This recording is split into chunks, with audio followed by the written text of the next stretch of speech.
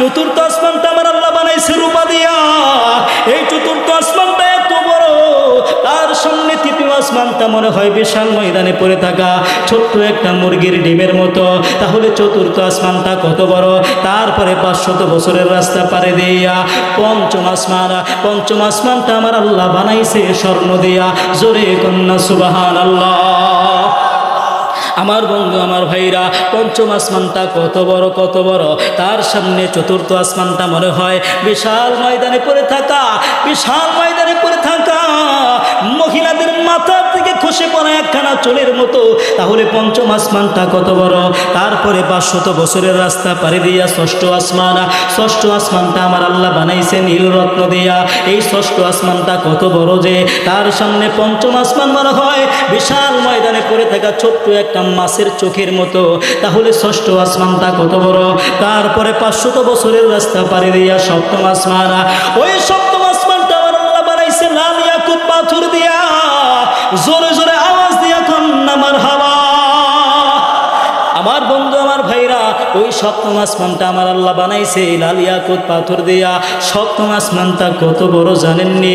ওই সপ্তম আসমানটা এত বড়, এত বড়, তার সামনে প্রথম আসমান, দ্বিতীয় আসমান, তৃতীয়, চতুর্থ, পঞ্চম, ষষ্ঠ আসমান মনে হয় বিশাল ময়দানে পড়ে থাকা ছোট্ট একটা আংটির মতো।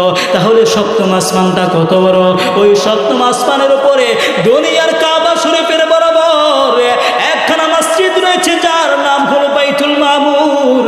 ওই বাইতুল মামুরে প্রতি দৈনিক 70,000 ফেরেশতা প্রবেশ করে। কিয়ামত পর্যন্ত দ্বিতীয়বার কোনো ফেরেশতা প্রবেশ করবে এই সুযোগ আর আসবে না। তাহলে আল্লাহর ফেরেশতা কত? কিয়ামত পর্যন্ত আর সুযোগ পাবে না। প্রতিদিন 70,000 ফেরেশতা প্রবেশ করে, কিন্তু দ্বিতীয়বার আর সিরিয়াল আসবে না। তাহলে বুঝেন আল্লাহর ফেরেশতা কত।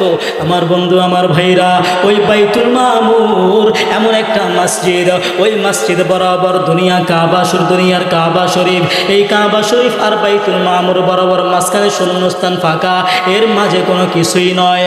আমার বন্ধুরে, আমি আপনার কাছে বলতে চাই, একটু ভালো করিয়া শুনেন। মহান রব্বুল আলামিনের খুশুসি রহমত প্রতিদিন ওই বাইতুল মামুরের মধ্যে সর্বপ্রথম আসে। সেখান থেকে ওই বাইতুল মামুর থেকে দুনিয়ার কাবা শরীফের মধ্যে আসে। তারপরে গোটা পৃথিবীর মধ্যে সুবহে সাদিক অর্থাৎ ফজরের সময় ছড়াইয়া যায়। আর যারা ফজরের নামাজে উপস্থিত হয়, ওই জান্নাতি খুশুসি রহমত, ওই খুশুসি বাতাসগুলো প্রত্যেকটা মানুষের গায়ের মধ্যে লেগে যায়। জোরে কন্যা সুবহানাল্লাহ। আমার বন্ধু আমার ভাইরা, ওই বাইতুল মামুরের পাশেই রয়েছে সিদরাতুল মুনতাহা, বিশাল বড় কুল বৃক্ষ। এটা যে কত বড় আমার আল্লাহ ছাড়া কেউ জানে না, আমার আল্লাহ ছাড়া কেউ জানে না। সিদরাতুল মুনতাহা মানে বড়ই গাছের স্টেশন।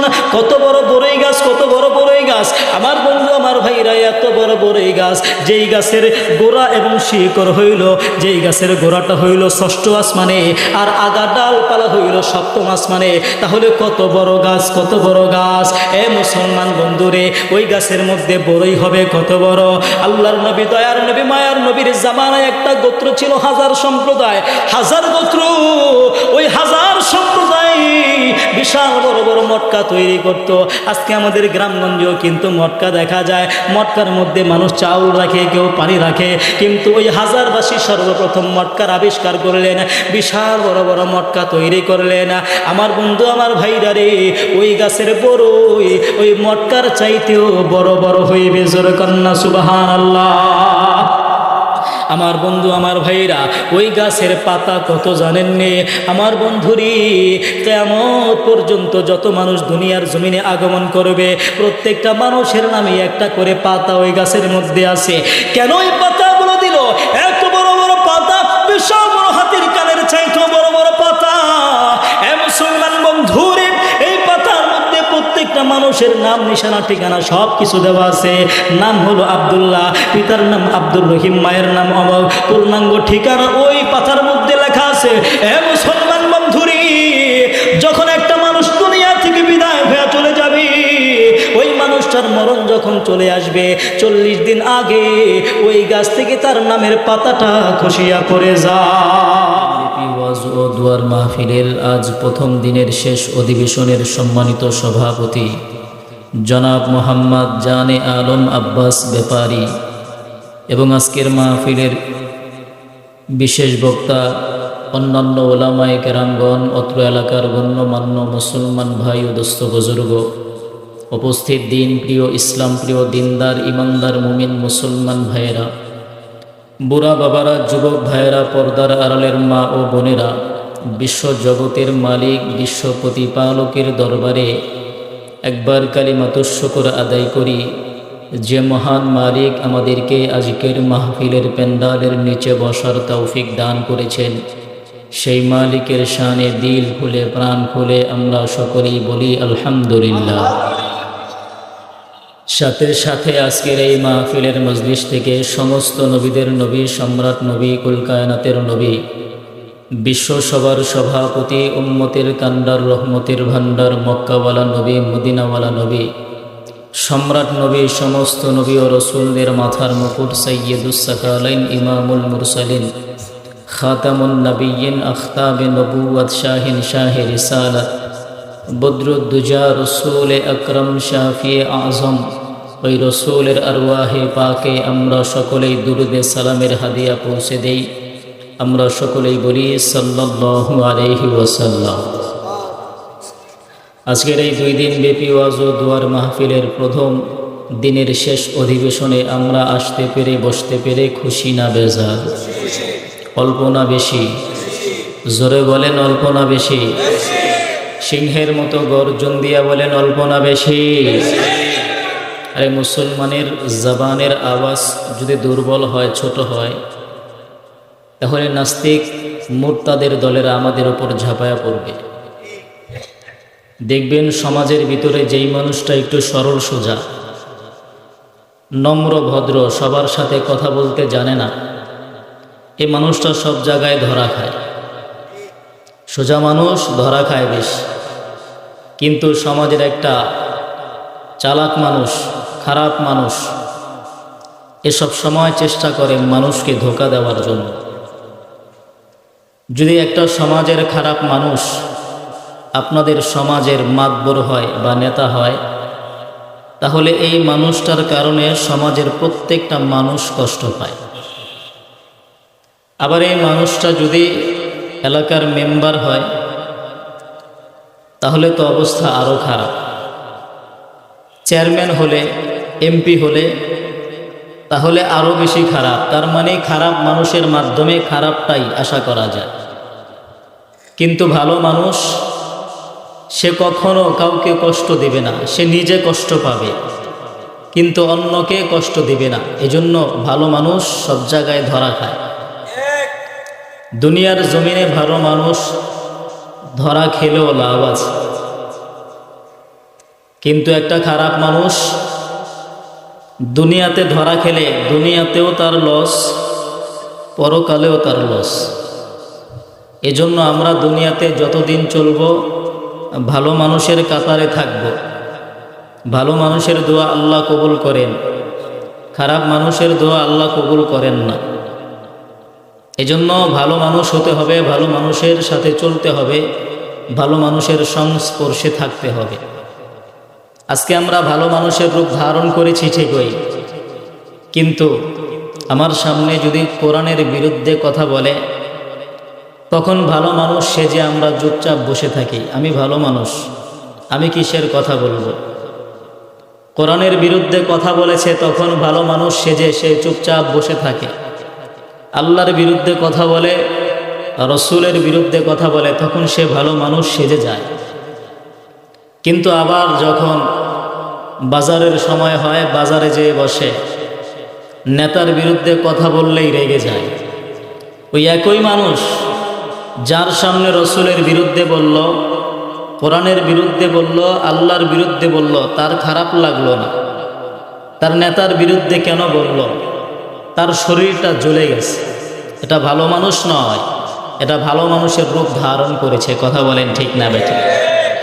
এজন্য এমন ভালো হওয়ার দরকার নাই। এমন ভালো হতে হবে যে আমার সামনে আমার রসুলকে গালি দিবে, জীবন চলে যাবে, তো আমি চুপচাপ বসে থাকবো থাকবো না। এর নাম হলো ভালো মানুষ। দুনিয়ার সব বিলায় দিব কার জন্য? এ দেহের মালিক কে? জোরে বলেন। এ গোটা দেহের মালিক হলো আল্লাহ। এ দেহটা কিন্তু আমার না, আপনার না। আমি আপনি চাইলেই এই দেহ নিয়ে যা কিছু করতে পারবো না।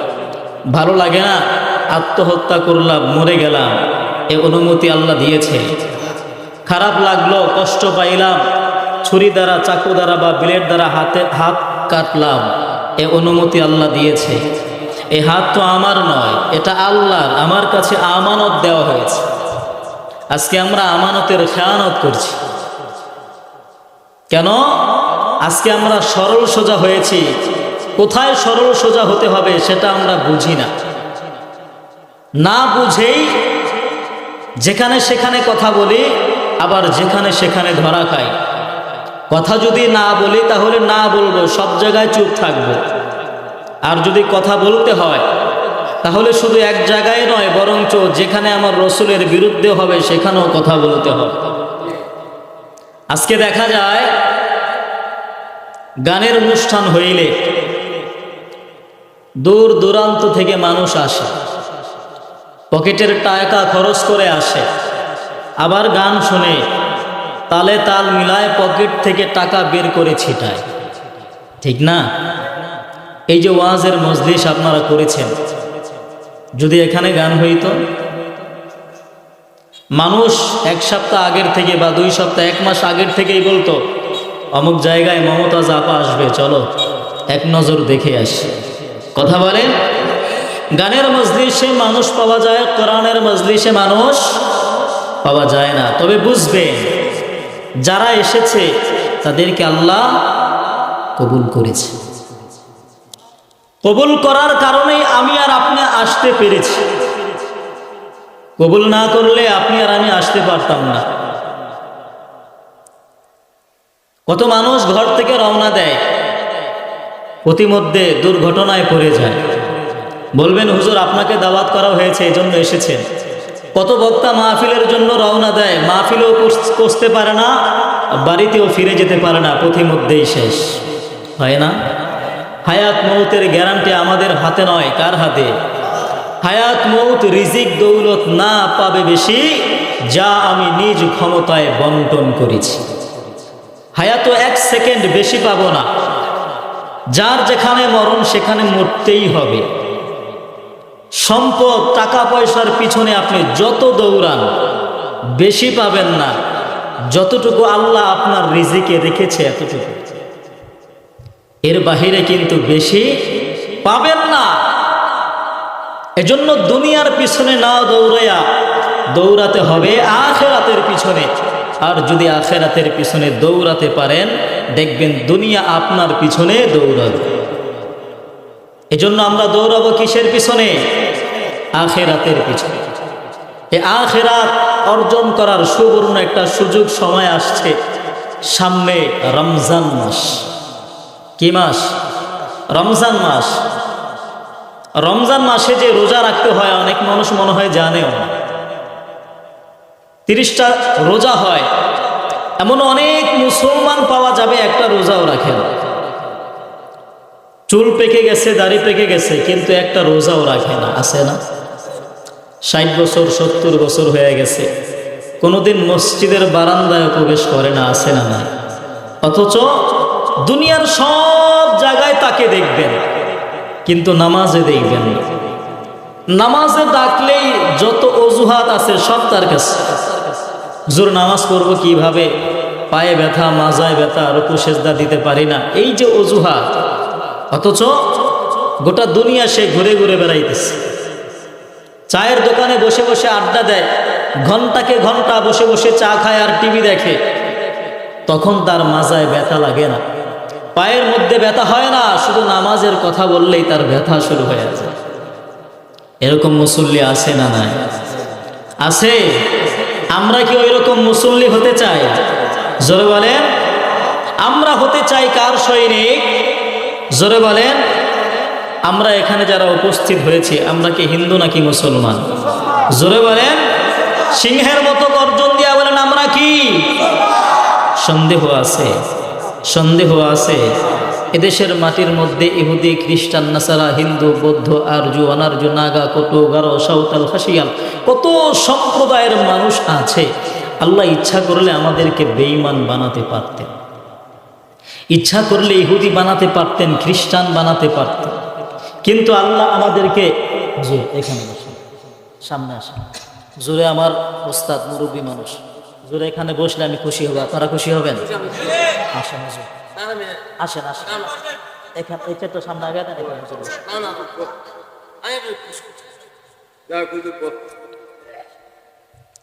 তো আমরা মুসলমান, আল্লাহ আমাদেরকে মুসলমান বানিয়েছে, এটা একটা কপাল, এটা একটা কপাল। শুধু মুসলমান বানিয়ে কিন্তু আমাদেরকে শেষ করে নাই, শেষ নবীর উম্মত বানিয়েছে। খুশি না বেজার? জোরে বলেন খুশি না বেজার? এজন্য আবারও বলি আলহামদুলিল্লাহ। আমার বন্ধু, আমার ভাইরা, এই প্যান্ডেলটা বানাইতে খুঁটি লাগছে কিনা জোরে বলেন। এই যে সামিয়ানা আছে, এই সামিয়ানাটা খোলার পরে আসমানের দিকে তাকায় দেখি খুঁটি আছে কয়টা? আসমান খুঁটিবিহীন আমাদের মাথার উপরে ঝুলন্ত অবস্থায় আছে। আল্লাহর নবী সরকারি দু আলম নবী বলেন আসমানেরও একটা খুঁটি আছে। জোরকান সুবহানাল্লাহ। আসমানের কি আছে? খুঁটি আছে, আমরা দেখি না। আল্লাহর নবী বলেন লা তাকুমুস সাআহ হাত্তা ইউকালা ফিল আরদি আল্লাহ আল্লাহ। জোরকান সুবহানাল্লাহ। এই জমিনের একজন মুমিন বান্দা হলো আসমানের খুঁটি। মুমিন বান্দা কিসের খুঁটি? মুমিন বান্দা আসমানের খুঁটি। অতএব আমরা মুসলমান হলো সিংহের জাত। কেন? আমরা মুসলমান মুমিন বান্দা যদি দুনিয়াতে না থাকে, আসমান থাকবে, জমিন থাকবে, তাহলে আমাদের উসিলায় সব টিকে আছে। তারপরও আমরা মুসলমান মুমিন বিড়ালের মতো আর শিয়ালের মতো চলি। আমরা তো মুসলমান সিংহের জাতি। কিসের জাতি? আমরা মুসলমান তাকায় দেখেছি আমাদের ভিতরে উঁচা নিচা, মোটা চিকন, কালা সাদা সব ধরনের মানুষ আছে। আছে না নাই? সব ধরনের মানুষ আছে। আমরা তাকায় দেখেছি এদেশের মানুষ ইসলাম প্রিয়, এদেশের মানুষ কোরআন প্রিয়, এদেশের মানুষ আল্লাহ প্রেমিক, এদেশের মানুষ রসুল প্রেমিক। কেউ যদি আল্লাহর বিরুদ্ধে কথা বলে, রসুলের বিরুদ্ধে কথা বলে, 30 পারা কোরআনের বিরুদ্ধে কথা বলে, তাহলে আমরা মুসলমান আর চুপচাপ বসে থাকবো না। কেন বসে থাকবো? আমাদের কোরআন কি ছোট? জোরে বলেন। আমাদের কোরআন ছোট নয়, আমাদের আল্লাহও ছোট নয়, আমাদের রসুলও ছোট নয়। দেখে আমাদের আল্লাহ কত বড়। গোটা সৃষ্টিকুলের মালিক কে? আল্লাহ রাব্বুল আলামিন আমাদের উপর শ্রেষ্ঠ কোরআন নাজিল করেছেন, আমাদের জন্য দিয়েছেন শ্রেষ্ঠ নবী মুহাম্মদুর রাসূলুল্লাহ সাল্লাল্লাহু আলাইহি ওয়াসাল্লাম। এজন্য খুশি না বেজার? আমরা আরো একটা শুকর আদায় করতে পারি, সেটা হলো আমরা এমন একটা দেশের জন্মগ্রহণ করেছি যেই দেশের নাম কি? বাংলাদেশ। আজকে বিভিন্ন দেশে আপনি তাকাবেন, দেখবেন মুসলমান নির্যাতিত। মুসলমান আজান দিয়া ওপেনলি নামাজ পড়বে এই সুযোগটা নাই। আজান দিলেই গ্রেফতার, নামাজ পড়লেই জেলখানায় বন্দি, বছরকে বছর বন্দি করে রাখা হচ্ছে। মুসলমান শান্তিভাবে আজান দিয়া নামাজ পড়তে পারে না। কিন্তু বাংলাদেশ এমন একটা দেশ, আমরা 5 বেলা মাইকে আজান দিয়া তারপরে নামাজ পড়তে পারি, এই যে ওয়াজ মাহফিল করতে পারি, এটা আমাদের কপাল। এর দ্বারা বোঝা যায় আমরা মায়ের গর্ভে আছি। মায়ের কোলে, মায়ের গর্ভে থাকলে সন্তান যেমন নিরাপদ, এমন নিরাপদে আছে। এখন এই নিরাপদে থাকা অবস্থায় যদি এভাবেই বসে থাকি, মনে করি আমরা নিরাপদ, আমাদের উপর বিপদ মুসিবত আসবে না? আসবে, আসবে। যদি আমরা ওই শিয়ালের মতো হয়ে যাই, বিড়ালের মতো হয়ে যাই, তাহলে অবশ্যই আমাদের উপর মুসিবত চলে আসবে। এজন্য শিয়ালের মতো নয়, বরঞ্চ সিংহের মতো চলতে হবে। কিসের মতো? সিংহের মতো চলতে হবে। বসনিয়ার ভিতরে একজন বিজ্ঞ আলেমের সাথে মানুষ সাক্ষাৎ করতে পারে না। বসনিয়ার তাবলিগ জামাতের মুসল্লিরা যখন বাংলাদেশে আসে তখন বলে, ভাই বাংলাদেশের মুসলমানদের কপাল ভালো, আমরা 40 বছরের ভিতরে একজন বিজ্ঞ আলেমের সাক্ষাৎ পাই না, কিন্তু বাংলার জমিনে লক্ষ লক্ষ আলেম উলামা মুফতি মুহাদ্দিস। এই যে স্টেজে হুজুর বসে আছে ইব্রাহিম সাহেব, চেহারার দিকে তাকায় থাকবেন, সগীরা গুনাহ মাফ। আলেমের কত সম্মান। ঘর থেকে বের হবেন, মাদ্রাসার ছাত্রদের সাথে সাক্ষাৎ হবে, আলেমদের সাথে সাক্ষাৎ হবে, মুরব্বী আর নামাজিদের সাথে সাক্ষাৎ হবে, যার কারণে দেখা যায় আমাদের পরস্পর একটা মিল মোহাব্বত পয়দা হয়। আর ওরা বলে, ভাই আমরা যখন ঘর থেকে বের হই সর্বপ্রথম হাতের ডানে দেখা যায় ইহুদি যাজক, খ্রিস্টান পাদ্রী, হিন্দু ঠাকুর, এদের সাথে আমাদের সাক্ষাৎ হয়। এজন্য তোমাদের কপাল ভালো, ভাগ্য ভালো। বসনিয়ার ভিতরে এক পিস কোরআন শরীফের সন্ধান পাওয়া গিয়েছে একজন বৃদ্ধা মহিলার ঘরে। যুবকরা 40 মাইল, 45 মাইল, 50 মাইল হেঁটে হেঁটে বৃদ্ধা মহিলার ঘরে যায়, কোরআন শরীফটা হাতে নেয়, বুকের সাথে জড়ায় ধরে চুম্মা খায়, আবার 40 মাইল, 45 মাইল, 50 মাইল হেঁটে হেঁটে চলে যায়। বসনিয়ার সরকার যদি জানতে পারে অবস্থা শেষ। এই হিসাবে আসলেই আমাদের কপাল ভালো, ভাগ্য ভালো, ঠিক না ভাই? ঠিক। এজন্য আমরা শুকরিয়া আদায় করি যে আল্লাহ আমাদেরকে এমন একটি দেশে মুসলমানের ঘরে জন্মগ্রহণ করার তৌফিক দান করেছেন, যেই দেশের রাজধানী মসজিদের শহর, যেই দেশটাই মাদ্রাসার দেশ, যেই দেশের ভিতরে 360 আউলিয়া, 360 আউলিয়া হিসাবে দেশটা প্রসিদ্ধ, 12 আউলিয়া হিসাবে দেশটা প্রসিদ্ধ, যেই দেশের ভিতরে স্বয়ং শাহজালাল ইয়ামানি সোয়া, শাহ মাকদুম শাহ পরান সোয়া, যেই দেশের ভিতরে হাজী শরীয়তুল্লাহ সোয়া, যেই দেশটাকে তিতুমিরের দেশ বলা হয়, স্বয়ং দারুল উলুম দেওবন্দ থেকে 3 জন আলেম আসতেছিল, উপরে সাদা ছিল, ভিতরে সাদা। একজন শাহ মুহাম্মদুল্লাহ হাফিজ জি হুজুর, আরেকজন মুজাহিদে আজম শামসুল হক ফরিদপুরি, আরেকজন আব্দুল্লাহ পীরজি হুজুর দেওবন্দ ডিগলার দিয়ে দিল, 3 সুফায়েদ বাঙ্গাল কে তরফ যা রাহে হে, যাহা জায়েগা চমকায়েগা, যাহা জায়েগা নূর আবার নূর হোগা। আবার 3 জন আলেম আসতেছিল, উপরে কালা ছিল, ভিতরে সাদা। একজন নুরুদ্দিন গাওহারপুরি, আরেকজন মুসাইদ হুসাইন বয়ানপুরি, আরেকজন আব্দুল্লাহ হারিপুরি দেওবন্দ ডিগলার দিয়ে দিল, ইন কালে বাঙ্গাল কে তরফ যা রাহে হে, যাহা জায়েগা চমকায়েগা, যাহা জায়েগা নূর আবার নূর হোগা।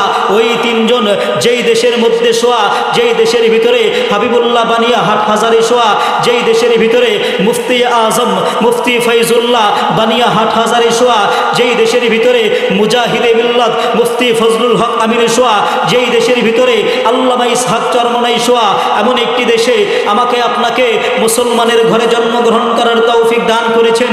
চিৎকার দিয়া বলি আলহামদুলিল্লাহ। আমার বন্ধু, আমার ভাইরা, এমন দেশে জন্মগ্রহণ করতে পেরে আমরা খুশি না বেজার? জোরে বলেন, খুশি না বেজার? এজন্য মহান রব্বুল আলামিনের কাছে বেশি থেকে বেশি পরিমাণে শুকর আদায় করতে হবে যে মহান রব্বুল আলামিন আমাদেরকে এমন একটি জন্মগ্রহণ করার তৌফিক দান করেছেন। আমার বন্ধু, আমার ভাইরা, লম্বা চূড়া আলোচনা করব না, সামান্য কিছু সময় আলোচনা করব। আমরা ধৈর্য সহকারে শুনবো। আমি যে আয়াত আপনাদের সামনে তেলাওয়াত করেছিলাম, এই আয়াতের মধ্যে মহান রব্বুল আলামিন আল্লাহর নবী সরকারে দু আলম নবীর আকাশ গমনের কথা বলেছিলেন। আল্লাহর নবী সরকারে দু আলম নবী আকাশে আল্লাহ তাআলার কাছে গিয়েছে, আল্লাহ তাআলার সান্নিধ্যে গিয়ে আল্লাহ তাআলার সঙ্গে কথা বলেছে। সেই কথা বলার মাধ্যমটা শুধু যে আল্লাহর রসুল করেছে তা নয়, আল্লাহর রসুল আমাদের জন্য নিয়ে আসছে। জোরে কন্যা সুবহানাল্লাহ। আমার বন্ধু, আমার ভাইরা, নবীজি সাল্লাল্লাহু আলাইহি ওয়াসাল্লাম মেরাজের রজনীতে দুনিয়া থেকে আসমান পর্যন্ত গিয়ে, আল্লাহ পর্যন্ত গিয়ে, সিদরাতুল মুনতাহা পর্যন্ত পার হয়ে আল্লাহর সান্নিধ্যে গিয়ে একান্তে কথা বলেছে, এমনকি আমার জন্য আপনার জন্য দোয়া করেছে। জোরে কোন সুবহানাল্লাহ। নবীজি সাল্লাল্লাহু আলাইহি ওয়াসাল্লাম আল্লাহ তাআলার সাথে কি কথা বলেছে এবং আমার আপনার জন্য কি দোয়া করেছে, আমি আর আপনি শুনতে চাই। জোরে বলেন, শুনতে চাই। তাহলে ধৈর্য সহকারে অল্প সময় বসবো। আমার বন্ধু, আমার ভাইরা, এই বিষয়ে আলোচনা করার আগে ছোট্ট একটা ভূমিকা আমাদেরকে স্মরণ রাখতে হবে। মহান রব্বুল আলামিন হযরত আদম আলাইহিস সালাম থেকে নিয়ে কিয়ামত পর্যন্ত যত মানুষ দুনিয়ার জমিনে আগমন করবে, প্রত্যেকটা মানুষকে বর্তমান মক্কার আরাফার ময়দানে আল্লাহ রাব্বুল আলামিন একত্রিত করেছিলেন। আমাদেরকে ছোট্ট পিপিলিকার ন্যায় সেখানে একত্রিত করে আল্লাহ আমাদেরকে ঈমান শিক্ষা দিয়েছিলেন।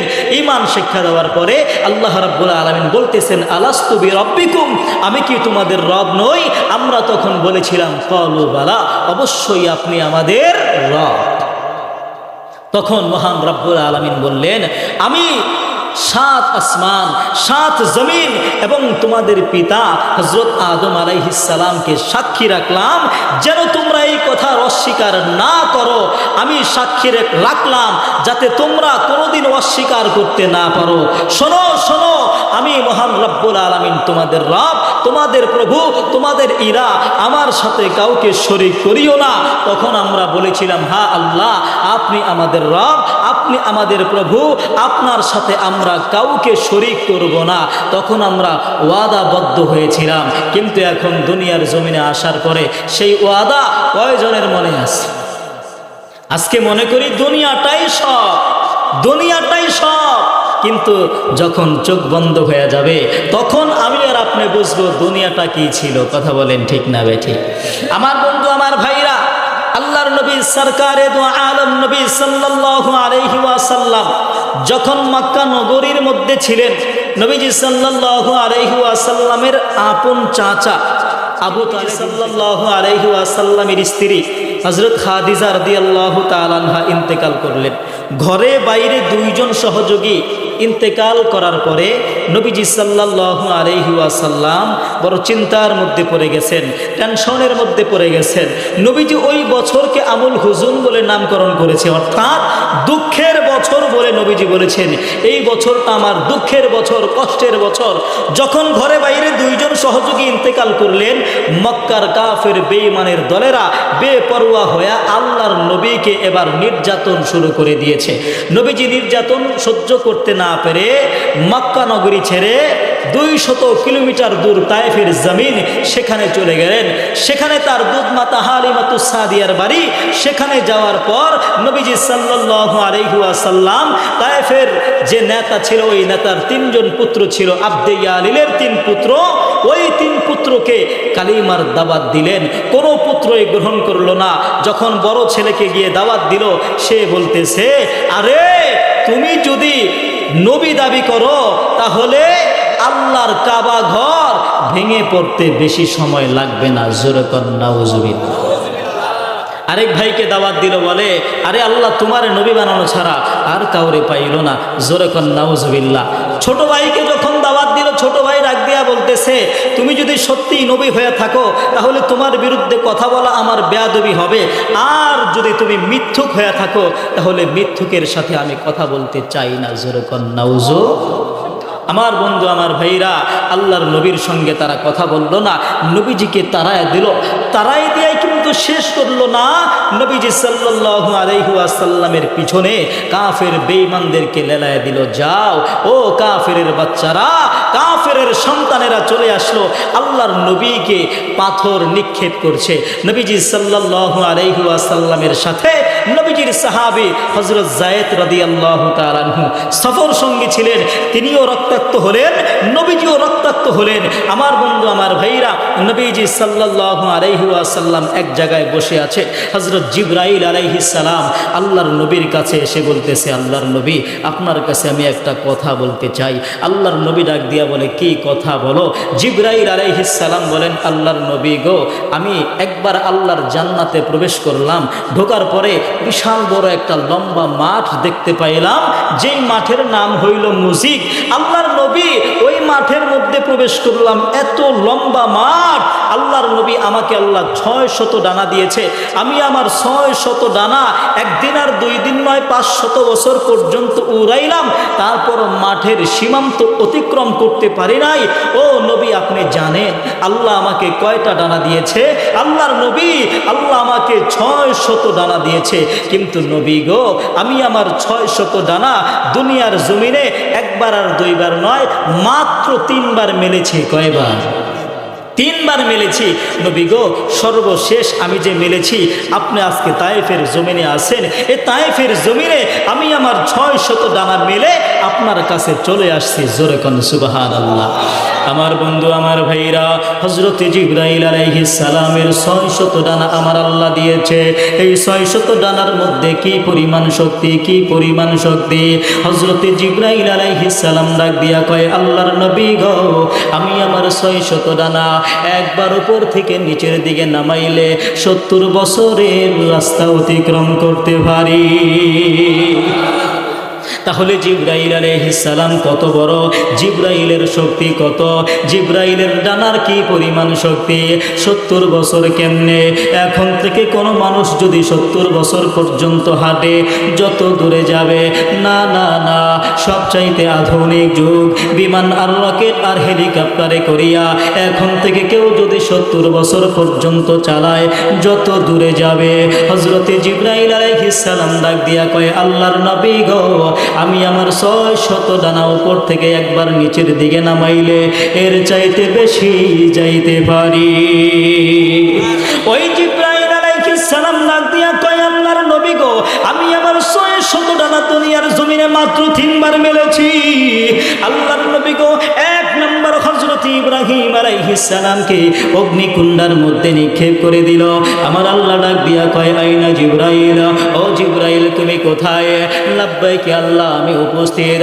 আমার আল্লাহ ডাক দিয়া কয়, জলদি করিয়া যা। জিবরাইল ডাক দিয়া কয়, মালিক রে, আমি কই তোমার পয়গম্বর ইব্রাহিম কই, আগুন কই? আমার বন্ধু, আমার ভাইরা জবান ছেড়ে জোরে আওয়াজ দিয়া বলেন, হুকুম কার? আমার বন্ধু, আমার ভাইরা, জিবরাইল আলাইহিস সালাম প্রথমবারের মতো 600 ডানা উপর থেকে নিচের দিকে নামাইলেন। মুহূর্তের মধ্যে হযরত ইব্রাহিম আলাইহিস সালামের কাছে চলে আসলেন। আমার বন্ধু, আমার ভাইরা রে, হযরত ইব্রাহিমের কাছে চলে আসার পর ডাক দিয়া কয়, আল্লাহর পয়গম্বর ইব্রাহিম, কি দরকার? ইব্রাহিম আলাইহিস সালাম বলে, তোমার কাছে কোনো কিছুই দরকার নয়, আমার সব কিছু দরকার কার কাছে? আমার বন্ধু, আমার ভাইরা, এবার জিবরাইল ডাক দিয়া কয়, আল্লাহর নবী গো, 2 নম্বর আল্লাহ তাআলার ভারী পয়গম্বর হযরত ইউসুফ আলাইহিস সালাম, ইউসুফ আলাইহিস সালামকে সব ভাইরা মিলিয়া সব ভাইরা মিলিয়া কূপের মধ্যে নিক্ষেপ করে দিলেন। আমার বন্ধু, আমার ভাইরা, আমার আল্লাহ ডাক দিয়া কয়, আয়না জিবরাইল, ও জিবরাইল তুমি কোথায়, তুমি কোথায়? লাব্বাইক আল্লাহ, আমি উপস্থিত। আমার আল্লাহ ডাক দিয়া কয়, জলদি করিয়া যাও, আমার বন্ধু ইউসুফ রে ধরো। এবার জিবরাইল ডাক দিয়া কয়, আল্লাহ গো, আমি কোথায়? তোমার পয়গম্বর ইউসুফ কোথায়? কূপ কোথায়? আবার জবান ছেড়ে জোরে আওয়াজ দিয়া বলেন, হুকুম কার? আমার বন্ধু, আমার ভাইরা রে, আমি আপনাদের কাছে বলতে চাই, হযরত জিবরাইল আলাইহিস সালাম দ্বিতীয়বারের মতো 600 ডানা উপর থেকে নিচের দিকে নামাইলেন। মুহূর্তের মধ্যে হযরত ইউসুফ আলাইহিস সালামের কাছে চলে আসলো। হযরত ইউসুফ আলাইহিস সালামকে বুকের সাথে জড়াইয়া ধরলেন। ইউসুফকে ডাক দিয়া কই, ইউসুফ রে, তোমার এই অবস্থা কেন, কে করেছে? ইউসুফ নবী ডাক দিয়া কয়, আমার সব ভাইরা করেছে। কেন করেছে বলতে পারি না। ইউসুফ রে, তোমার গায়ের মধ্যে দিয়ে জামা নাই, জামা কোথায়? ইউসুফ আলাইহিস সালাম ডাক দিয়া কয়, আমার সব ভাইরা কইলা নিছে। কেন নিয়েছে বলতে পারি না। আমার বন্ধু, আমার ভাইরা রে, ইউসুফ আলাইহিস সালামের 10 ভাই ইউসুফ নবীর জামাটার খুলিয়া একটা খাসির জবাই করে খাসির রক্তগুলো ওই জামার মধ্যে লাগাইয়া আব্বাজির দরবারে নিয়ে গেছে। বাপজিকে ডাক দিয়া কয়, বাপজি, আমাদের ভাইকে দাগে খেয়ে ফেলেছে, এই যে রক্ত মাখা জামা নিয়ে আসছি। আমার বন্ধু, আমার ভাইরা, হযরত ইয়াকুব আলাইহিস সালাম কিছুই বললেন না, শুধু একটা কথা বললেন, ফাসাবরুন জামিল, ফাসাবরুন জামিল। এখন ধৈর্য ধরা ছাড়া আমার আর কোনো রাস্তা নাই। তবে ও আমার সন্তানেরা কেমন বাগে খাইলো, কেমন বাগে খাইলো। জামার মধ্যে রক্ত লাগলো, কিন্তু জামাটা বিন্দু মাত্র ছিঁড়ে না। ও আমার সন্তানেরা কেমন বাগে খাইলো, জামার মধ্যে রক্ত লাগলো, কিন্তু জামাটা বিন্দু মাত্র ছিঁড়ে নাই। আমার বন্ধু, আমার ভাইরা, ঘটনা বলার উদ্দেশ্য আমার নয়। তাফসীরে মাআরিফুল কোরআনের মধ্যে আল্লামা শফি রহমতুল্লাহি আলাইহি তাফসীর করতে গিয়া তিনি বলেন, ইউসুফ আলাইহিস সালামের 10 ভাই এত জ্ঞানী ছিল, এত জ্ঞানী ছিল, তারা সাধারণ জ্ঞানী নয়, অনেক জ্ঞানী ছিল। কেমন জ্ঞানী, কেমন জ্ঞানী? ইউসুফ আলাইহিস সালামের 10 ভাই রাস্তা দিয়ে হাঁটতেছে। কিছু দূর যাওয়ার পরে এক ভাই ডাক দিয়া কয়, ভাই রে, আমার কাছে একটা কথা মনে হইছে, তোমাদের কাছে বলতে চাই। বলে, কি কথা? বলে, ভাই রে, আমাদের পূর্বে এই রাস্তা দিয়া একটা গাভীন গরু গেছে। আরেক ভাই ডাক দিয়া কয়, হ্যাঁ হ্যাঁ, ওই গাভীন গরুর একটা চোখ নাই। আরেক ভাই ডাক দিয়া কয়, হ্যাঁ, ওই গাভীন গরুর পেটের ভিতরে 7 থেকে 8 মাসের বাচ্চা আছে। সেম কোয়ালিটির গাভী হারায় গেছে। যেই লোকটার গাভী হারায় গেছে, ওই লোকটার বাড়ির সামনে দিয়া যাচ্ছে। আমার বন্ধু, আমার ভাইরা, সাথে সাথে লোকটা ঘর থেকে দৌড়ায় বের হইছে, দাঁড়াও দাঁড়াও দাঁড়াও। এবার 10 ভাই দাঁড়ায় গেছে। লোকটা সামনে যেয়ে বলছে, তোমরা 10 ভাই আমার গাভী চুরি করছো। কি বলে? তোমরা 10 ভাই আমার গাভী চুরি করছো। 10 ভাই ডাক দিয়া কয়, না, আমরা চুরি করি নাই, আমরা চোর হইতে পারি না, আমরা পয়গম্বরের আওলাদ। কয়, না, তোমরা চুরি করছো। যদি চুরি না কইরা থাকো, তাহলে কেমনে বুঝলা এই রাস্তা দিয়া গাভীন গরু গেছে? কেমনে বুঝলা? বলে, আন্দাজ করে বলছি। কয়, আন্দাজ একটা দুইটা হইতে পারে, তার মানে সব হয়ে যাবে? কেমনে বুঝলা একটা চোখ নাই? বলে, আন্দাজ করে বলছি। কেমনে বুঝলা পেটের ভিতরে 7 থেকে 8 মাসের বাচ্চা আছে? বলে, তাও আন্দাজ করে বলছি। কয়, না, আমি বিশ্বাস করি না। ধরে বাদশার দরবারে নিয়ে গেছে, বাদশাহ চোর ধরে আনছি। বাদশাহ এবার ডাক দিয়া কয়, তোমরা চুরি করছো? কয়, না, আমরা চুরি করি নাই, আমরা চোর হইতে পারি না, আমাদের পিতা একজন পয়গম্বর, আমরা পয়গম্বরের আওলাদ, আমরা চুরি করতে পারি না। আমার বন্ধু, আমার ভাইরা, এবার বাদশাহ ডাক দিয়া বলতেছে, তোমরা যেহেতু পয়গম্বরের আওলাদ, তোমরা আমার রাজ দরবারের মেহমান, তোমাদের নাস্তার ব্যবস্থা করা হচ্ছে। এবার 10 ভাইকে নাস্তা দিল, রুটি দিল, ভাজি দিল, হালুয়া দিল। 10 ভাই বসে বসে নাস্তা খায়, আর বাদশাহ পিছন থেকে লুকায়া লুকায়া তাদের চলন ভরণ লক্ষ্য করতেছে। চলন ভরণ লক্ষ্য করে 10 ভাই নাস্তা করতেছে। হঠাৎ এক ভাই ডাক দিয়া কয়, ভাই রে, আমার মনের মধ্যে একটা কথা উদয় হয়েছে, বলমুনি? 10 ভাই ডাক দিয়া কয়, হ্যাঁ বলো। এবার বলে, ভাই রে, আমরা যেই রুটি খাইতেছি, এই রুটি যেই মহিলা বানাইছে, ওই মহিলা বড় অসুস্থ। বাদশাহ পিছন থেকে মনে মনে কয়, রুটি কই, মহিলা কই, ওরা কেমনে জানে মহিলা অসুস্থ? এবার বাদশাহ একটা লোককে পাঠায় দিছে, যাও, জলদি করে যাও, খবরটা নিয়ে আসো, মহিলা কি আসলেই অসুস্থ কিনা। এবার লোকটা এসে বলে, বাদশাহ, হ্যাঁ, মহিলা আসলেই অসুস্থ। এবার বাদশাহ মনে মনে চিন্তা করে, এরা তো সাংঘাতিক মানুষ, সাধারণ কোনো মানুষ নয়। সে বিচক্ষণ হইয়া এবার তাদের চলন ভরণ লক্ষ্য করছে। 10 ভাই নাস্তা করছে। কিছু সময় পরে আরেক ভাই ডাক দিয়া কয়, ভাই রে, আমার মনের মধ্যে আরো একটা কথা উদয় হয়েছে, বলবো নি? এবার 10 ভাই ডাক দিয়া বলে, হ্যাঁ বলো বলো। বলতেছে, ভাই, এই কথাটা জোরে বলা যাবে না, আস্তে আস্তে বলতে হবে, গোপন কথা, গোপন কথা। বলে, কি গোপন কথা? এবার ফুসুর ফুসুর ফুসুর ফুসুর করে বলে, কিন্তু সবাই শোনে না। এক ভাই ডাক দিয়া কয়, আরে বাদ দে, জোরে বল। বাদশাহ পিছন থেকে মনে মনে বলে, আরে জোরে বলুক, জোরে বললে তো আমিও শুনতে পাবো। এবার বলতেছে, ভাই রে, আমাদের দেশের যে বাদশাহ, ওই বাদশার জন্মের ঠিক নাই। কি কথা বললো রে? বাদশাহ এবার দৌড়ায় চলে আসছে, রাখ, গরুর বিচার পরে হবে, আগে এই বিচার হবে, কি বলছস বল। এবার 10 ভাই ডাক দিয়া বলতেছে, বাদশাহ, সব আন্দাজ করে বলছি। কয়, হ্যাঁ, তোদের সব আন্দাজ এক হয়ে যায়, বল কি বলছস। 10 ভাই ডাক দিয়া বলতেছে, বাদশাহ, না, বলা যাবে না, যদি সত্য কথা বলি তাহলে মামলা দিবেন, হামলা দিবেন, ফাঁসি দিবেন, শাস্তি দিবেন, এগুলো আমরা সহ্য করতে পারবো না। আমার বন্ধু, আমার ভাইরা, বাদশা ডাক দিয়া কয়, না, আমি তোদেরকে কিছুই বলবো না, এখানে তোরা আর আমি আছি, তোরা যা বলবি সব মাফ করে দিব। এবার 10 ভাই ডাক দিয়া বলতেছে, বাদশাহ, ও বাদশাহ গো, সব নবীর সুন্নত, সব নবীর সুন্নত। আমার বন্ধু, আমার ভাইরা রে, সব নবীর সুন্নত কি? মেজবান আর মেহমান একত্রিত হইয়া খাবার খাইবে, আর যদি সম্ভব না হয় মেজবান বেড়ে বেড়ে দিবে, মেহমান খাইবে। তাও যদি সম্ভব না হয় মেজবান পাশে বসে থাকবে, তারপরে মেহমান খাইবে। কিন্তু বাদশা গো, আপনি রুটি দিলেন, ভাজি দিলেন, হালুয়া দিলেন, এই যে গেলেন তো গেলেন, আর আইলেন না। জন্মের সমস্যা না হইলে কি মানুষ এইরকম করতে পারে? আমার বন্ধু, আমার ভাইরা রে, সাথে সাথে বাদশার মেধাটা খুলিয়া গেছে। আমার বন্ধু, আমার ভাইরা, 10 ভাইরে ডাক দিয়া কয়, বাদ দে, বল কিভাবে বুঝলি মহিলা অসুস্থ? এবার 10 ভাই ডাক দিয়া কয়, বাদশা গো, আমরা যে রুটি খাইতেছিলাম, এই রুটি প্রত্যেকটা রুটির মাঝখান দিয়া কাঁচা ছিল, আন্দাজ করে বের করলাম এই রুটি যেই মহিলা বানাইছে, রুটি যেই মহিলা বানাইছে, ওই মহিলা বড় অসুস্থ। আমার বন্ধু, আমার ভাইরা, এবার বাদশা ডাক দিয়া কয়, তোদের আন্দাজ বড় মারাত্মক। আমার বন্ধু, আমার ভাইরা, আমি আপনাদের কাছে বলতে চাই, একটু ভালো করিয়া শুনেন।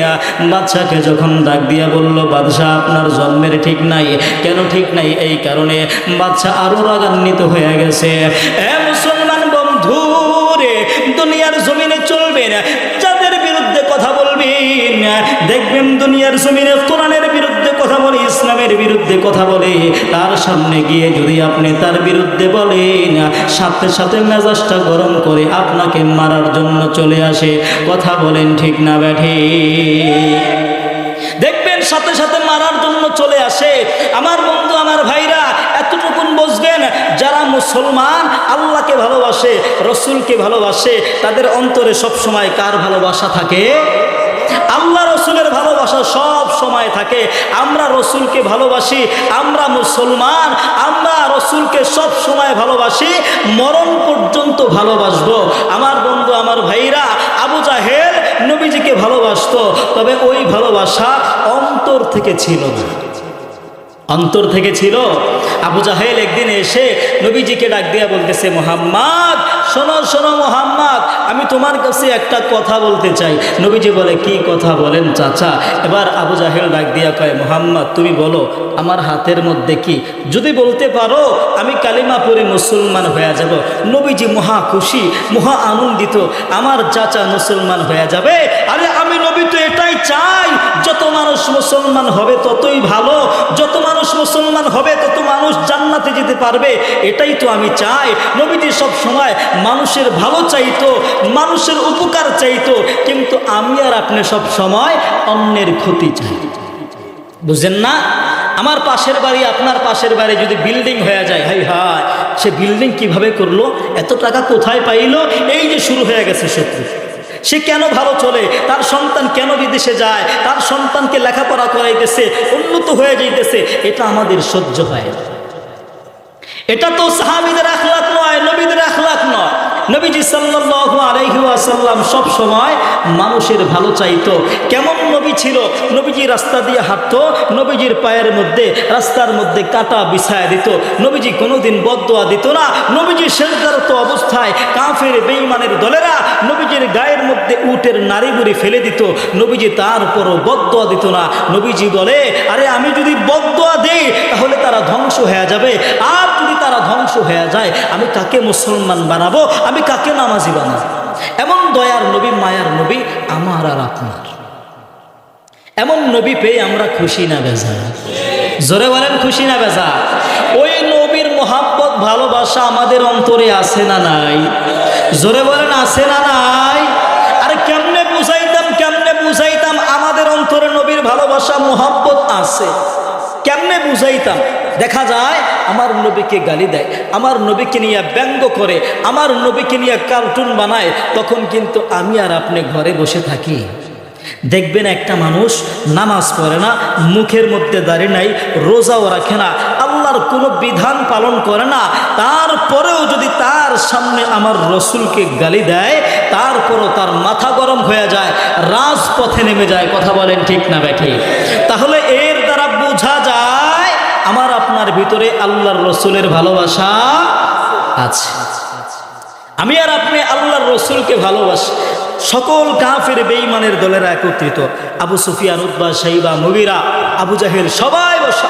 আবু সুফিয়ান ডাক দিয়া বলে, আবু জাহেল, আমরা কার বিরোধিতা করি? কেন মুহাম্মাদের? বলে, কি কারণে করি বলো? বলতে পারে না, কোনো উজুর পেশ করতে পারে না। নবীজির বিরুদ্ধে একটা কথা বলবে, সেটা বলতে পারে না। আবু সুফিয়ান ডাক দিয়া বলে, আবু জাহেল, যেই ছেলেটা জন্ম থেকে নিয়ে এ পর্যন্ত আমাদের সামনে, আমাদের চোখের সামনে বড় হয়েছে, জীবনে কোনোদিন একটা মিথ্যা কথা বলে নাই, ওই লোকটা কোনোদিন মিথ্যা দাবি নিয়ে আমাদের সামনে আসতে পারে না। সত্য নবী, সত্য নবী, সত্য নবী, জোরে কোন সুবহানাল্লাহ। তারাও জানতো আমার আপনার নবী সত্য নবী, সত্য নবী, কিন্তু মানতো না। ওই যে আবু জাহেল আল্লাহর নবীকে ডাক দিয়া কয়, নবী বলো আমার হাতের মধ্যে কি? বলতে পারলে কালিমা পড়ে মুসলমান হব। আমার নবী বড় খুশি। আমার বন্ধু, আমার ভাইরা রে, একদিন কাওয়া কেয়া আবু জাহেল নে কাহা, এই মোহাম্মদ কাহা দিয়ে মেরে হাত মে হাই কেয়া কনকর নে শাদিয়া লা ইলাহা ইল্লাল্লাহ। আমার বন্ধু, আমার ভাইরা রে, আবু জাহেল ডাক দিয়া কয়, মোহাম্মদ বলো আমার হাতের মধ্যে কি? এ মুসলমান বন্ধুরি, আমার আপনার নবী, দয়ার নবী, মায়ার নবী ডাক দিয়া কয়, আবু জাহেল চাচা গো, ও চাচা বলেন, বলে না আমি বলবো নাকি আপনার হাতের মধ্যে যেইটা আছে সেইটাই আমি নবীর সাক্ষ্য প্রদান করবে?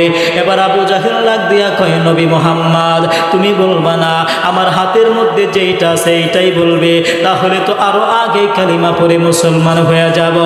আমার বন্ধু, আমার ভাইরা, সাথে সাথে হাতের মুষ্টির মধ্যে যেই বালু কনকর গিলেছিল, সাথে সাথে পড়তে লাগলো লা ইলাহা ইল্লাল্লাহ মুহাম্মাদুর রাসূলুল্লাহ, জোরে কন্না সুবহানাল্লাহ।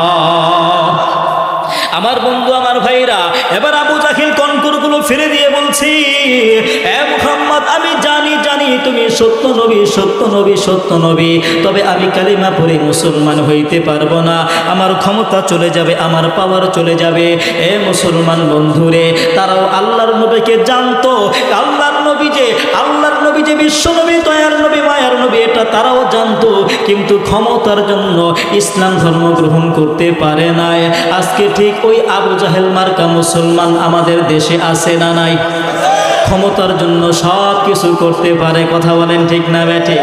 এ মুসলমান বন্ধু রে, ক্ষমতা টিকায় রাখার জন্য আমার বন্ধু, আমার ভাইরা কত কিছু করি, এমনকি নিজের আপন ভাইকে পর্যন্ত হত্যা করে ফেলে, বাবাকে পর্যন্ত হত্যা করে, আছে না নাই? আমার বন্ধু, আমার ভাইরা, ক্ষমতা বেশি দিন থাকবে না, থাকবে না। আজকে যদি আমার আপনার চোখ বন্ধ হয়ে যায়, কালকে আমার আপনার কি উপায় হবে? কি উপায় হবে? আমার বন্ধু, আমার ভাইরা, আমি আর আপনি যখন 3.5 হাত মাটির মধ্যে চলে যাব, আমার আপনার সন্তান কিন্তু আমার আপনার খোঁজ খবর নেবে না। আজকে দেখা যায় বাবা আজকে মারা গেলে আগামীকালকে ফজরের নামাজে সন্তানকে পাওয়া যায় না, ওই সন্তান কোনোদিন আপনার কবরের সামনে দাঁড়াইয়া কোনোদিন দোয়া করবে না। এ মুসলমান বন্ধুরে, এই জন্য দুনিয়ার জমিনে যতদিন থাকবো নিজের পুঁজি নিজেই সংগ্রহ করতে হইবে। কেননা মুসলমান ভাইরা আমরা যারা এখানে আছি, আমরা সবাই হইলাম মুসাফির। আমাদেরকে মুসাফির বানাইয়া আমার আল্লাহ দুনিয়ার জমিনে পাঠাইলে না, আমরা হইলাম প্রবাসী। আমাদের আসল বাড়ি হইল জান্নাত, দুনিয়াটা হইল মুসাফিরখানা। এখানে আমরা সামান্য সময়ের জন্য প্রবাসী। দেখবেন মুসলমান ভাইরা আমারা বাংলাদেশ থেকে যারা বিদেশে যায়, Saudi Arab, Europe, Rome, Italy, Japan, Kuwait যারা যায়, 10 বছর, 15 বছর, 20 বছর নির্দিষ্ট একটা সময়ের জন্য যায়। কেন যায়? কেন যায়? টাকা উপার্জন করার জন্য যায়। নির্দিষ্ট সময় শেষ হয়ে গেলে আর থাকতে পারে না, মাতৃভূমির মধ্যে চলে আসি। এখন যদি কোনো মানুষ বিদেশে যাওয়ার পর তারপরে টাকা পয়সা অর্জন না করে, 10টা বছর হেলায় খেলায় কাটাইয়া টাকা পয়সা সঞ্চয় না করিয়া বাড়ির মধ্যে আসলে, তখন কিন্তু মা বাবা ঘরের মধ্যে জায়গা দেয় না।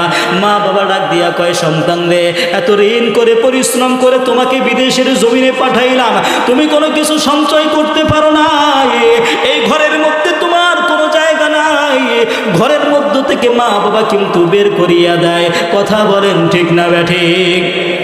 ঠিক তেমনি ভাবে এই দুনিয়াটা হইল প্রবাসী, আমরা সবাই প্রবাসী।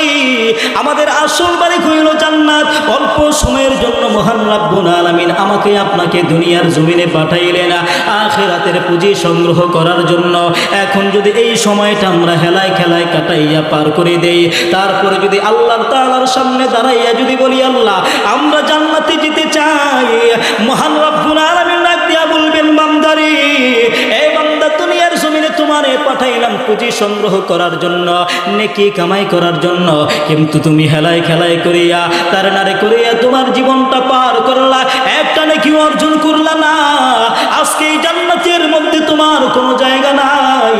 যাও যাও, জান্নাত থেকে বের হয়ে যাও, জাহান্নামের মধ্যে চলে যাও। এ মুসলমান ভাইরা আমার, আমি আর আপনি যদি বরিশাল শহরে আসতে চাই, তাহলে কিন্তু বরিশালের গাড়িতেই উঠতে হবে। সিলেটের গাড়িতে উঠে আমি আর আপনি বরিশালের মধ্যে আসতে পারবো না। ঠিক তেমনি ভাবে আজকে আমরা জাহান্নামের গাড়ির মধ্যে উঠিয়া জান্নাতে যেতে চাই, না না না, জাহান্নামের গাড়ির মধ্যে উঠিয়া কোনোদিন আমি আর আপনি জান্নাতের মধ্যে যেতে পারবো না। জান্নাতে যেতে হইলে আমাকে আপনাকে জান্নাতের গাড়ির মধ্যে প্রবেশ করতে হইবে। আমার বন্ধু, আমার ভাইরা রে, জান্নাতের গাড়ি হইল কোরআনের পথ, ইসলামের পথ, দ্বীনের পথ। আজকে আমরা কোরআনের পথ ছেড়ে দিয়ে দুনিয়ার পথে শুধু দৌড়াই দৌড়াই, আর বলি আরো লাগবে আরো লাগবে। সকালবেলা ঘুম থেকে জাগ্রত হওয়া থেকে নিয়ে রাত্রে ঘুমানো পর্যন্ত আমাদের একটাই টার্গেট, একটাই উদ্দেশ্য হইল কিভাবে সম্পদ উপার্জন করা যায়, কিভাবে টাকা পয়সা উপার্জন করা যায়। এটা হলো আমাদের আসল টার্গেট হয়ে গেছে। কিন্তু মুসলমান বন্ধুরি, যখনই চোখ বন্ধ হয়ে যাবে তখনই আমাদের সব টার্গেট শেষ হয়ে যাবে। আমার বন্ধু, আমার ভাইরা, মরণ থেকে কেউ বাঁচতে পারবে না। আইনামা তাকুনু ইদরিকুমুল মাউতু ওয়ালাউ কুনতুম ফি বুরুজিম মুশাইয়াদা। এ মুসলমান বন্ধুরে, মরণ থেকে কিন্তু আমরা কেউ বাঁচতে পারবো না, যেখানেই পালন করি না কেন। আমার মহান রাব্বুল আলামিন আমার আপনার মরণের জন্য আজরাইল ফেরেশতাকে পাঠায় দিবে। কথা বলেন ঠিক না ব্যাঠিক? দুনিয়াতে কিন্তু থাকতে পারবো না, যতই থাকার চেষ্টা করি না কেন, উঠায়া নেবেন কে? জোরে বলেন কে? আরে দুনিয়া থাকার জায়গা নয়,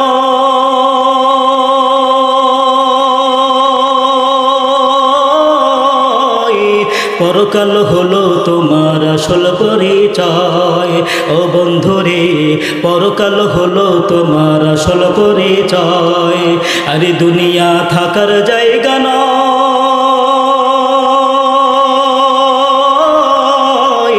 পরকাল হলো তোমার আসল পরিচয়।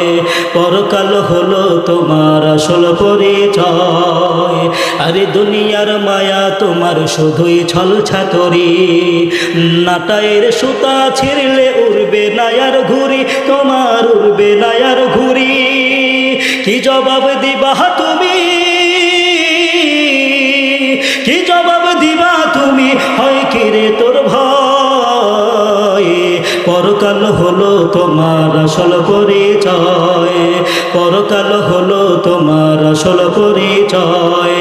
আরে দুনিয়া থাকার জায়গা নয়,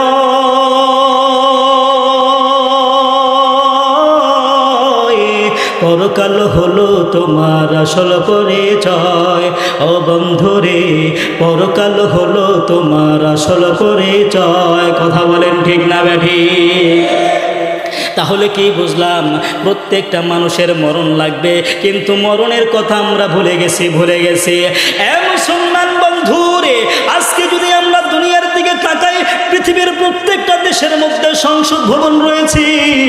ওই সংসদ ভবনের সদস্য হওয়ার জন্য মানুষ কোটি কোটি টাকা নির্বাচনের মধ্যে খরচ করে। আমার বন্ধু, আমার ভাইরা, তারপরে সরকারি আইন বাস্তবায়ন করার জন্য সরকারি আমলারা অবিরাম মেহনত করছে, পরিশ্রম করছে। কিন্তু মুসলমান ভাইরা আমার, আফসোসের বিষয় হইল দিন দিন অপরাধ বাড়ছে, কমছে না। কথা বলেন ঠিক না ব্যাঠিক? তাহলে তুমি কোনোদিন দুনিয়ার মধ্যে শান্তির আশা করা যায় না। যদি দুনিয়ার জমিনে শান্তি আনতে চাও, মরণের ভয়, আল্লাহর বিশ্বাস, পরকালের বিশ্বাস। কথা বলেন ঠিক না ব্যাঠিক? যার ভিতরে মরণের ভয় চলে আসবে, পরকালের বিশ্বাস চলে আসবে, সে কোনোদিন নামাজ ছাড়তে পারে না, সে কোনোদিন গুনাহ করতে পারে না। এজন্য মরণের ভয় আনতে হবে, পরকালের বিশ্বাস আনতে হবে। আজকে মরণের ভয় নাই, পরকালকে তো আমরা বিশ্বাসই করি। আজকে মরণের ভয় নাই, আর মরণের যদি ভয় থাকতো তাহলে তো আমরা নামাজ পড়তাম, আল্লাহর বিধান পালন করতাম, অন্যের সম্পদ মেরে খাইতাম না, ভাইয়ের জায়গা জমি মেরে খাইতাম না, সুদ খাইতাম না, ঘুষ খাইতাম না।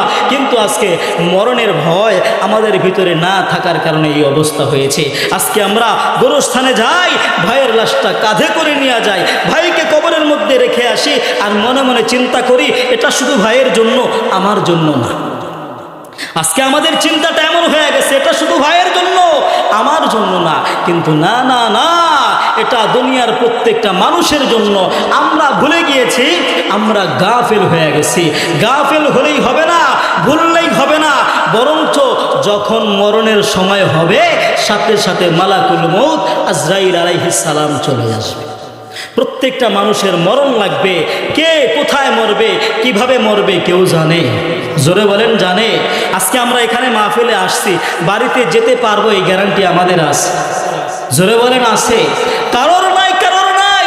আজকে এশারের নামাজ পড়েছি, ফজরের নামাজ পড়তে পারবো কিনা এই গ্যারান্টি কারো আছে? কারোর নাই। তার মানে আমাদের হায়াত মউতের গ্যারান্টি আমাদের হাতে নাই। এক সেকেন্ডের গ্যারান্টি যেহেতু আমরা দিতে পারি না, তাহলে কেন দুনিয়ার পিছনে আমরা দৌড়াই? কেন দুনিয়ার পিছনে দৌড়াই? কেন টাকার পিছনে দৌড়াই? কেন সম্পদের পিছনে দৌড়াই? আমরা জানি দুনিয়াতে থাকতে পারবো না, এটা জানি, কিন্তু আমল করি না, এটা মানি না, এটা বিশ্বাস আমাদের ভিতরে এখনো হয় না। হবে কখন জানেন? যখন আমাকে আপনাকে সবাই সুন্দর করে গোসল করায়া, কাফনের কাপড় পরিধান করায়া তারপরে কবরে রেখে দিবে, তখনই সব বিশ্বাস হবে, সব তখন মানব। তখন মানলে লাভ হবে? জোরে বলেন লাভ হবে? তখন মানলে কোনো লাভ হবে না। এজন্য মুসলমান ভাইয়েরা আমার, আমি কথাকে লম্বা করবো না, লম্বা করবো না। মুসলমান বন্ধুরি, আমি যেই আলোচনার মধ্যে গিয়েছিলাম, আমার বন্ধু আমার ভাইরা বাচ্চা ডাক দিয়া কয়, 10 ভাইয়ের কথা মনে আসেনি? আমার বন্ধু আমার ভাইরা 10 ভাইকে ডাক দিয়া বলতেছি, বল বল বল, গরুর কাহিনী কি হয়েছে বল। এবার 10 ভাই ডাক দিয়া বলতেছে, বাদশা গো আমরা সব আন্দাজ করে বলছি। এবার বাদশা ডাক দিয়া কয়, আন্দাজ করে বলছস, বুঝতে পারলাম, এবার বল কি কি আন্দাজ করে বললি? তোরা যে বললি গাভীন গরু গিয়েছে, বলদ গরু যায় নাই, কিভাবে বুঝতে পারলে? আমার বন্ধুরে 10 ভাই ডাক দিয়া কয়, বাদশা গো, ও বাদশা গো, রাস্তা দিয়ে আমরা চলতেছি, রাস্তার মধ্যে বলদ গরুও চলে, গাভীন গরুও চলে। আমরা যখন রাস্তার মধ্যে চলি, কিছু দূর যাওয়ার পরে তাকায় দেখি রাস্তার মধ্যে বলদ গরু আর গাভীন গরু যে ঘাস খায়, এই ঘাস খাওয়ার একটা আলামত আছে, আলামত আছে। বলদ গরু যখন ঘাস খায় একবারে গোড়ায় গোড়ায় কামড় দিয়া সব খেয়ে ফেলে, কিন্তু গাভীন গরু এইভাবে খায় না। গাভীন গরু আগায় আগায় খেয়ে খেয়ে চলে যায়। আমরা তাকায় দেখলাম রাস্তার মধ্যে বড় বড় ঘাস, প্রত্যেকটা ঘাস আগায় আগায় খেয়ে খেয়ে চলে গেছে। আন্দাজ করে বের করলাম এই রাস্তা দিয়া গাভীন গরু গিয়েছে, বলদ গরু যায় নাই। আমার বন্ধু আমার ভাইরা, এবার বাদশা ডাক দিয়া বলে, ঠিক আছে, একটা যে চোখ নাই কিভাবে বুঝলি বল? এবার 10 ভাই ডাক দিয়া বলতেছে, বাদশা গো, আমরা ক্ষেতের মাঝখান দিয়ে যখন রওনা করি, মুসলমান বন্ধুরি, 10 ভাই ডাক দিয়া বলতেছি, রাস্তার দুই পাশে বড় বড় ঘাস দেখা যায়। আমরা তাকায় দেখলাম এক পাশের ঘাস খাইতে খাইতে গেল, কিন্তু আরেক পাশের ঘাস খায় নাই। আয় হায়, আরেক পাশের ঘাস যেহেতু ধরে নাই, আন্দাজ করে বের করলাম ওই গাভীন গরুর একটা চোখ নাই, দেখেই নাই, যার কারণে ধরেও নাই। আমার বন্ধু আমার ভাইরা, পেটের ভিতরে 7 থেকে 8 মাসের বাচ্চা আছে, কিভাবে বুঝতে পারলি? এবার 10 ভাই ডাক দিয়া বলে, বাচ্চা গো, গাভীন গরু আর বলদ গরু যেই গরু কন না কেন, প্রত্যেকটা গরুর পা কয়টা? জোরে বলেন কয়টা? প্রত্যেকটা গরুর পা হইল 4টা। বন্ধুরি, 10 ভাই ডাক দিয়া কয়, বাদশা গো, আমরা তাকায় দেখলাম ওই গাভীন গরু রাস্তা দিয়া যখন হেঁটে হেঁটে যায়, সামনের পা যেই পরিমাণ মাটির মধ্যে ডেবে গেছে, তার চাইতেও 3 গুণ পরিমাণ বেশি পিছনের পা ডাবছে। আন্দাজ করে বের করলাম তার পেটের ভিতরে 7 থেকে 8 মাসের বাচ্চা আছে। আমার বন্ধু আমার ভাইরা, কত ব্রেন, কত মেধা, কত বুদ্ধি হইলে বলতে পানি, রাস্তা দিয়া বলদ গরু গেল কিনা গাবেন গরু, কত বুদ্ধি হইলে বলতে পারে তার চোখ আছে না নাই, কত বুদ্ধি হইলে বলতে পারে। এ মুসলমান বন্ধুরি, এত বুদ্ধি এত ব্রেন খাওয়ার পরেও আমার বন্ধু আমার ভাইরা, আল্লাহর পয়গম্বর হযরতে মুসা হযরতে ইউসুফ আলাইহিস সালামের জামাটা খুললো, খাসি জবাই করলো, খাসির রক্তগুলো ওই জামার মধ্যে লাগাইলো, আব্বাসের দরবারে নিয়ে গেছে, কিন্তু জামাটা ছিঁড়তে মনে না। কত ব্রেন কত বুদ্ধি, এত ব্রেন হওয়ার পরেও নিজের ভাইয়ের জামাটা খুললো, রক্ত লাগাইলো, বাবাজির দরবারে নিয়ে গেছে, কিন্তু জামাটা ছিঁড়তে মনে নাই। তার মানে কি বুঝলেন? দুনিয়ার জমিনে আপনি যত মেধা সম্পন্নই হন না কেন, আপনার যত বুদ্ধি হোক না কেন, দুনিয়ার জমিনে যদি আপনি অন্যায় অপরাধ করেন, এর শাস্তি দুনিয়ার জমিনে অবশ্যই হবেই হবে। কথা বলেন, আপনি যতই কিছু করেন না কেন, এর একটা চিহ্ন, এর একটা আলামত থাকবেই। মানুষ এই আলামত চিহ্ন দেখে আপনাকে একদিন না একদিন ধরে ফেলবে। আমার বন্ধু আমার ভাইরা, তাহলে কি বুঝলেন? এত মেধা শক্তি হওয়ার পর তারা যেহেতু ধরা খেয়েছে, আজকে যারা আমরা মনে করি আমরা অনেক বুঝি, আমাদেরকে কেউ ঠেকাইতে পারবে না, কেউ আমাদেরকে ধরতে পারবে না, কিন্তু না না না, আল্লাহ যখন ধরে তার কুল কিনারা থাকে। জোরে বলেন থাকে, কুল কিনারা থাকে না। কথা বলেন ঠিক না ভাই? ঠিক। এজন্য হযরত জিবরাইল আলাইহিস সালাম আল্লাহর নবীকে ডাক দিয়ে বলতেছেন, নবীজি, 2 নাম্বার, আমি জিবরাইল আলাইহিস সালাম আমার 600 ডানা উপর থেকে নিচের দিকে নামাইয়া হযরত ইউসুফ আলাইহিস সালামের কাছে চলে আসছি। ইউসুফ আলাইহিস সালামকে বুকের সাথে জড়ায় ধরছি। ইউসুফ নবীর আমি বাঁচাইলাম, আদর করলাম, কার হুকুমে? জোরে বলেন, আল্লাহর হুকুমে।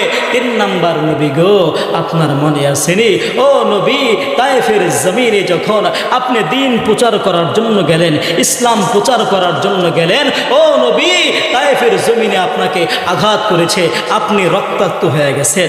আমার বন্ধু আমার ভাইরা, নবীজি তায়েফের জমিনে দ্বীনের দাওয়াত দেয়। হযরত যায়েদ রাদিয়াল্লাহু তাআলা আনহু নবীজির সঙ্গে, নবীজিকে দুষ্ট কাফেরের ছেলেরা নবীজির গায়ের মধ্যে পাথর নিক্ষেপ করে। হযরত যায়েদ বিন হারিস রাদিয়াল্লাহু তাআলা আনহু নবীজির সামনে দাঁড়ায়া ওই কাফেরদেরকে লক্ষ্য করে বলতেছে, ও কাফেরের সন্তানেরা, আমার নবীকে পাথর মারিস না, আমার নবী বড় এতিম, আমার নবী বড় অসহায়, আমার নবীকে পাথর মারিস না, আমার নবীকে আঘাত করিস না।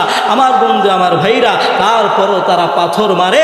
হযরত যায়েদ নিজের বুকটা পাইটা দিছে, আমারে পাথর মার, আমারে পাথর মারতে মারতে শেষ করে দে, তারপরও আমার নবীরে পাথর মারিস না। আমার বন্ধু আমার ভাইরা, যায়েদ রাদিয়াল্লাহু তাআলা আনহুর শরীরটা রক্তাক্ত হয়ে গেছে, এমনকি আমার নবীর নরম নরম গোশতগুলো ছিদ্র হইয়া হইয়া পাথরের কঙ্করগুলো ঢুকে গেছে। আমার নবীর শরীর বেয়ে বেয়ে রক্ত পড়ে। হযরত যায়েদ চোখের পানি ছেড়ে ছেড়ে কান্না করে। আমার নবী হযরত যায়েদকে ডাক দিয়া কয়, যায়েদ, তোমার জামাটা খুলিয়া আমার রক্তগুলো পুছে দাও। হযরত যায়েদ রাদিয়াল্লাহু তাআলা আনহু নিজের জামাটা খুলিয়া নবীজির গায়ের রক্ত বন্ধ করে। রক্ত বন্ধ হয় না।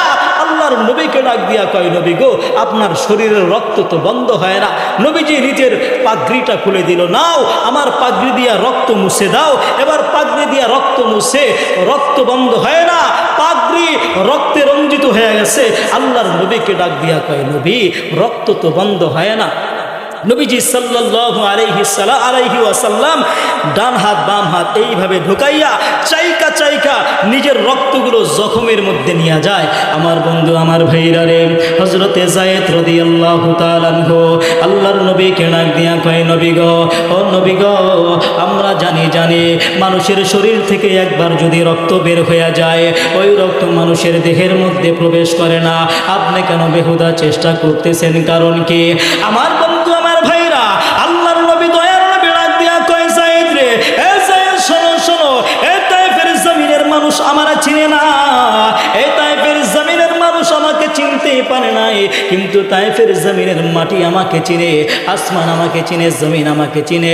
আমি নবীর এক ফোঁটা রক্ত যদি তায়েফের জমিনের মধ্যে পড়ে যায়, এ তায়েফের জমিন সহ্য করতে পারবে না, এ তায়েফের জমিনে ভূমিকম্প শুরু হয়ে যাবে। এই জন্য আমি রাসূল আমার রক্তগুলো চাইকা চাইকা জখমের মধ্যে নিয়ে যাই, কেননা তায়েফের জমিনের মানুষ আমারে চিনে না, আসমান আমারে চিনে আমি নবীকে, জমিন আমারে চিনে আমি নবীকে।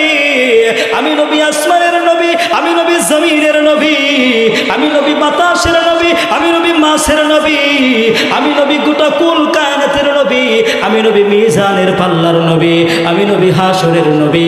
যেই দিন হাসরের ময়দান কায়েম হয়ে যাবে, সমস্ত মানুষ পেরেশান হইয়া ইয়া নাফসি বলিয়া শুধু দৌড়াদৌড়ি করবে। নবীরা পর্যন্ত পেরেশান হয়ে যাবে, মানুষগুলো পাগল হইয়া দৌড়ায়া দৌড়ায়া হযরত আদম আলাইহিস সালামের কাছে চলে যাবে। হযরত আদম নবীকে ডাক দিয়া বলবে, ও আদম নবী গো, আপনি আমাদের আদি পিতা লাগে না, আপনি আমাদের জন্য একটু সুপারিশ করে না।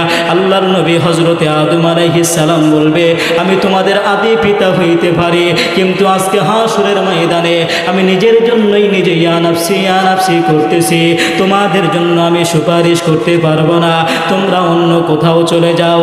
আমার বন্ধুর প্রত্যেকটা মানুষ পেরেশান হয়ে যাবে, পাগলের মতো দৌড়াবে, ওই হাসরের ময়দান দৌড়াবি। হযরতে মূসা নবীর কাছে চলে যাবি, হযরতে মূসা নবীকে ডাক দিয়া বলবে, ওগো আল্লাহর নবী মূসা নবী গো, আপনি দুনিয়ার জমিনে আল্লাহ তাআলার সঙ্গে বেশি বেশি কথা বলতেন, এই জন্য মহান রব্বুল আলামিন আপনাকে উপাধি দিয়েছে কালিমুল্লাহ। ও মূসা কালিমুল্লাহ, আপনি আমাদের জন্য একটু সুপারিশ করেন। আল্লাহর নবী মূসা কালিমুল্লাহ বলবে, আমি মূসা কালিমুল্লাহ হইতে পারি, আল্লাহ তাআলার সঙ্গে বেশি বেশি কথা বলতে পারি, কিন্তু আজকে হাসরের ময়দানে আমি নিজের জন্যই নিজে ইয়া নাফসি করতেছি, আমি তোমাদের জন্য সুপারিশ করতে পারবো না, তোমরা অন্য কোথাও চলিয়া যাও।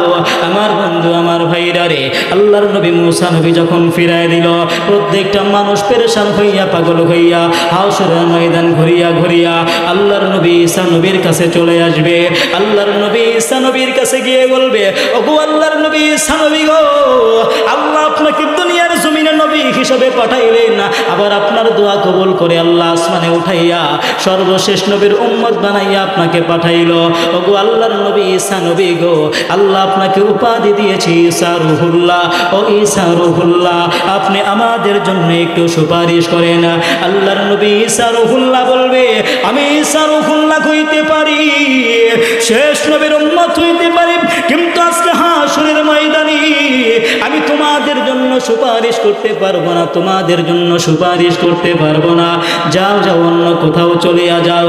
সমস্ত মানুষ পেরেশান হইয়া পাগল হইয়া গোটা হাসরের ময়দান ঘুরবে, আবার ঈসা নবীর কাছে চলে আসবি।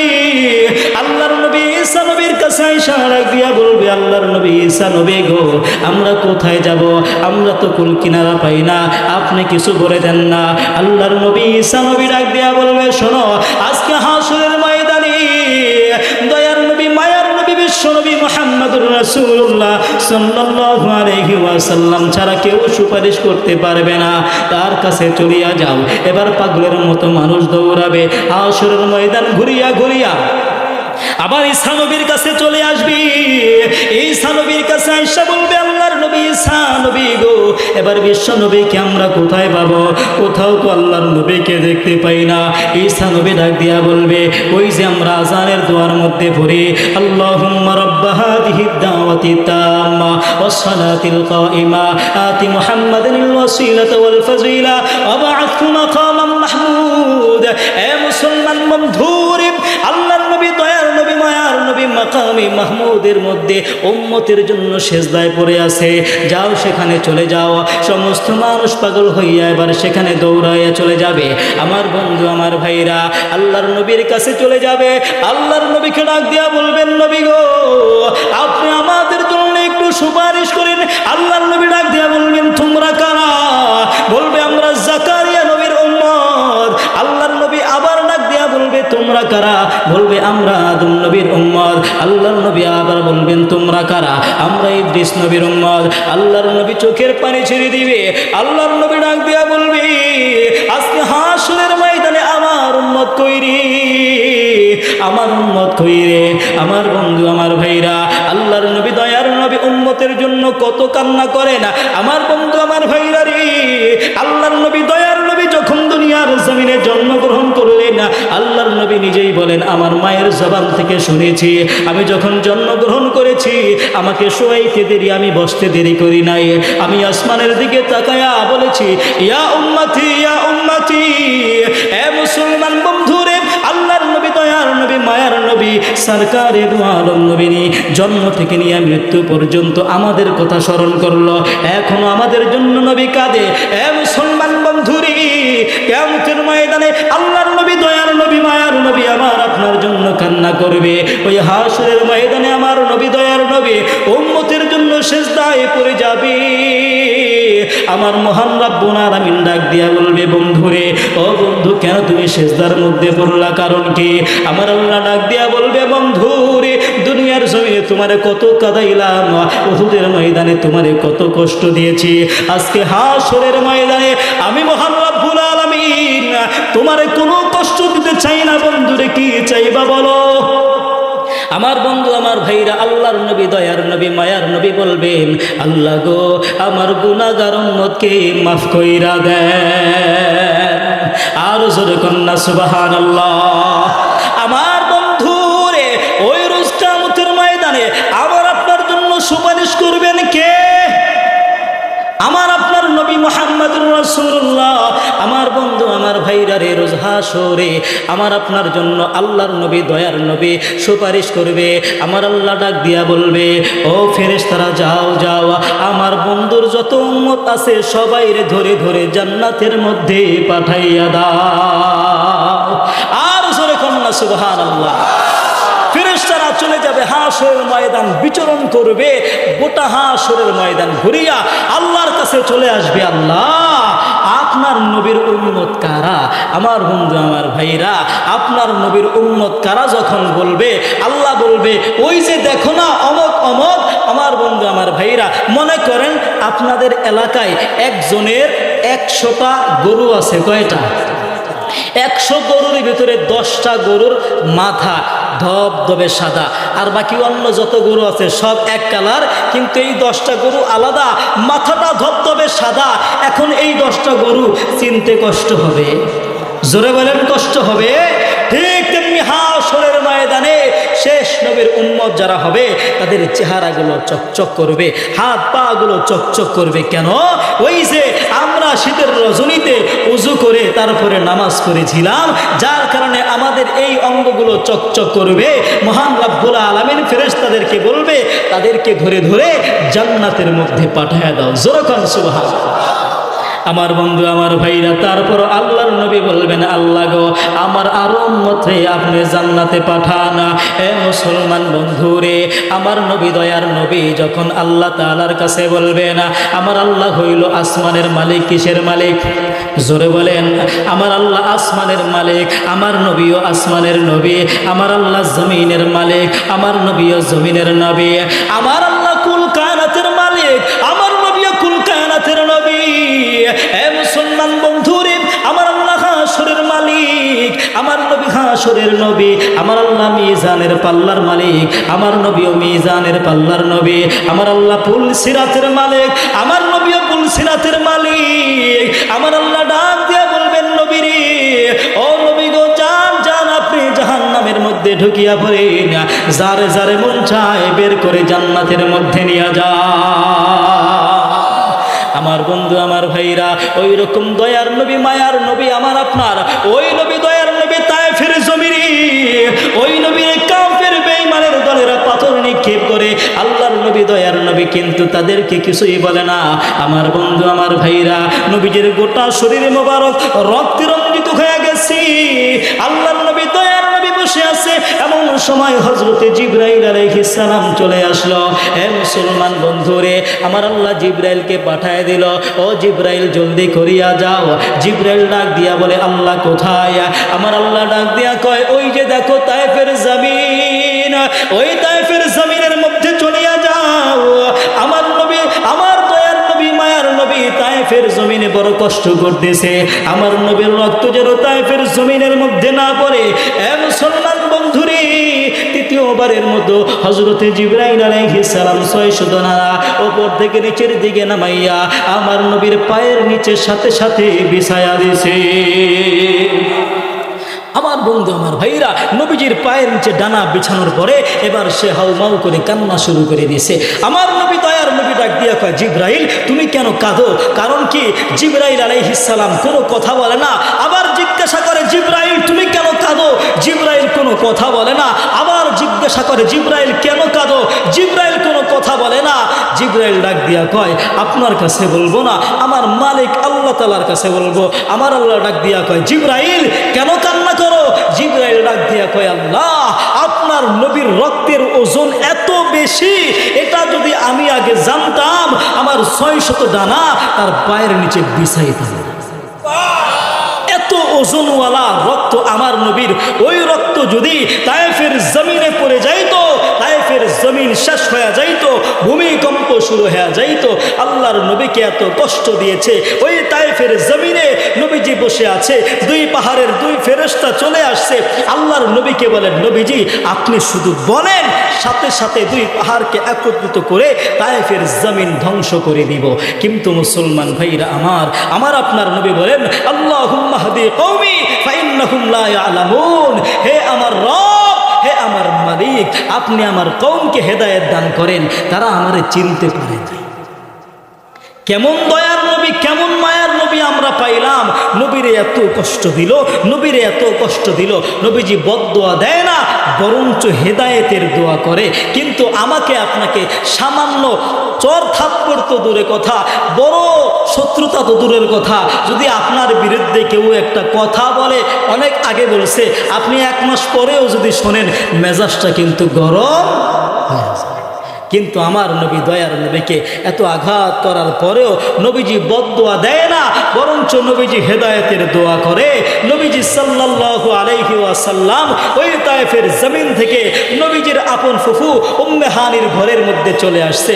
নবীজি তখন চোখের পানি ছেড়ে ছেড়ে নবীজি দোয়া করতেছে, হায় আজকে যদি আমার কোনো বন্ধু হইতো, আমার বন্ধু আমার সঙ্গ দিত। সাথে সাথে মহান রব্বুল আলামিন হযরত জিবরাইল আলাইহিস সালামকে পাঠায় দিয়েছে। জোরে সুবহানাল্লাহ। আমার বন্ধু আমার ভাইরা, জিবরাইল আলাইহিস সালাম আল্লাহর নবীর কাছে চলে আসছে। আল্লাহর নবীকে ডাক দিয়া কয় ইন্নাল্লাহা ইউকরিউকাস সালাম ওয়া ইয়াদউকা। এ মুসলমান বন্ধুরে, জিবরাইল আলাইহিস সালাম ডাক দিয়া কয় আল্লাহর নবী গো, আল্লাহ আপনাকে সালাম জানাইছে, আল্লাহ আপনাকে আহ্বান করেছে। সাথে সাথে বললেন ইন্না রাব্বাকা ইয়াশতাকু ইলাইক। মহান রব্বুল আলামিন আপনার সাক্ষাতের অপেক্ষায় আগ্রহী। আমার বন্ধু আমার ভাইরা, আল্লাহর নবী দয়ার নবী মায়ার নবী যখন রফিকে আলার আদালত পাইলেন, আল্লাহ তাআলার দাওয়াত পাওয়ার সাথে সাথে নবীজি সাল্লাল্লাহু আলাইহি ওয়াসাল্লাম সকল দুঃখ কষ্ট ভুলে গেলেন। আল্লাহর নবী বড় খুশি হইয়া গেলেন, আনন্দিত হয়ে গেলেন। আল্লাহর নবী সেখান থেকে বের হইয়া কাবা শরীফের দিকে রওনা দিলেন। নবীজি সাল্লাল্লাহু আলাইহি ওয়াসাল্লাম মক্কা নগরীর দিকে যখন রওনা দিলেন, পথিমধ্যে নবীজির বক্ষ বিদীর্ণ করা হইল, নবীজির বক্ষ বিদীর্ণ করা হইল, খুশুসি রহমত ভরে দিলেন।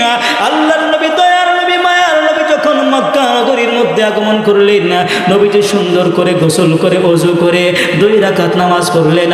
মতান্তরে নবীজি তার ঘরের মধ্যে অথমে হাতমে কাবার মধ্যে নবীজি ঘুমায় আসি। এমন সময় হযরত জিবরাইল আলাইহিস সালাম আসমান থেকে সরাসরি নবীজির ঘরের মধ্যে প্রবেশ করলেন। আল্লাহর নবী দয়ার নবীর সামনে প্রবেশ করিয়া আল্লাহর নবীর মাথার মধ্যে নয়, আল্লাহর নবীর হাতের মধ্যে নয়, আল্লাহর নবীর পায়ের সামনে বসে গেলেন। এ মুসলমান বন্ধুরে, আল্লাহর নবীকে ডাক দিলাম, আল্লাহর নবীর নামটা ধরেও ডাক দিল না, মাথার মধ্যে হাত দিয়েও আল্লাহর নবীকে ডাক দিল না, হাতের মধ্যে টান দিয়েও নবীকে ডাক দিল না, বরঞ্চ নবীজির পায়ের মধ্যে কোনো বর্ণনায় আছে নবীজির পায়ের মধ্যে তার হাত দিয়ে আলতো করে চাপ দিল। ওই চাপ লাগার পরে আল্লাহর নবী জাগ্রত হয়ে গেল।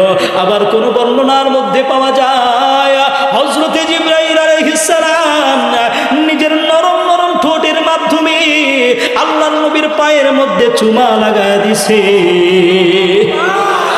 আমার বন্ধু আমার ভাইরা, আল্লাহর নবীর সাথে সাথে ঘুম ভেঙে গেলেন। আল্লাহর নবী ডাক দিয়ে কয় জিবরাইল এটা তুমি কি করলা, এটা তুমি কি করলা? আমার বন্ধু আমার ভাইরা, হযরতে জিবরাইল আলাইহিস সালাম ডাক দিয়া কয়, আল্লাহর নবী গো, আপনার পায়ের চাইতে আমার ঠোঁটের মূল্য বেশি নয়, আপনার পায়ের দাম অনেক বেশি। জোরে কন্যা সুবহানাল্লাহ। এ মুসলমান বন্ধুরে, এবার মহান রব্বুল আলামিনের পয়গম্বর আল্লাহর নবী, বিশ্ব নবী, দয়ার নবী, মায়ার নবী ডাক দিয়া কয়, জিবরাইল আজকের অবস্থা তো বুঝতে পারলাম না। বলে কি নবীজি?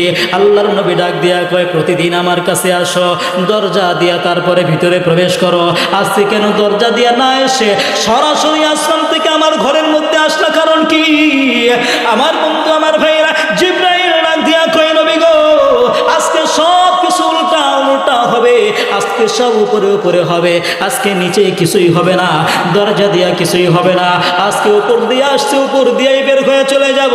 আল্লাহর নবী গো, আল্লাহ আপনাকে নেওয়ার জন্য আমাকে পাঠাইলেন, আজকে আপনার মিরাজ হবে, আল্লাহর সান্নিধ্যে আপনাকে দাওয়াত দেওয়া হয়েছে। মহান রব্বুল আলামিনের দাওয়াত পাইয়া আল্লাহর নবী বড় আনন্দিত। এবার আল্লাহর নবীর পাশে একটা সাদা বোরাক উপস্থিত হয়ে গেছে। আমার বন্ধু, সাদা একটা বোরাক, খচ্চরের চাইতেও ছোট, গাদার চাইতেও বড়।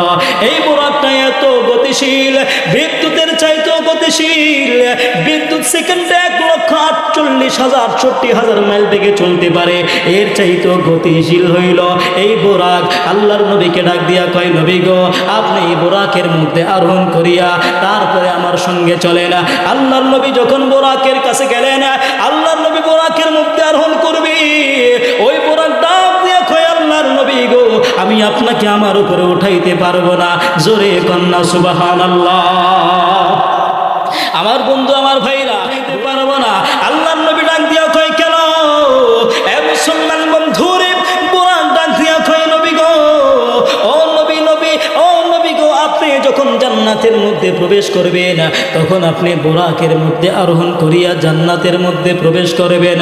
ও নবী গো, আপনি বলেন না ওই দিন যে আপনি জান্নাতের মধ্যে প্রবেশ করবেন, ওই দিন আমি বোরাকের মধ্যে আপনি আরোহণ করিয়া তারপরে জান্নাতের মধ্যে প্রবেশ করবেন, এই ওয়াদাটা আপনি আমার সঙ্গে দেন না, তাহলে আমি আপনাকে আমার উপরে উঠাইব। আমার বন্ধু আমার ভাইরা রে, দুনিয়ার পশু পাখি চিনল, বোরাক চিনল। আল্লাহর নবী, দয়ার নবী যখন তায়েফের জমিনে রক্তাক্ত হয়ে গেছে, নবীজির কলিজা যখন শুকায়া গেল, নবীজি বড় তৃষ্ণার্ত হয়ে গেছে।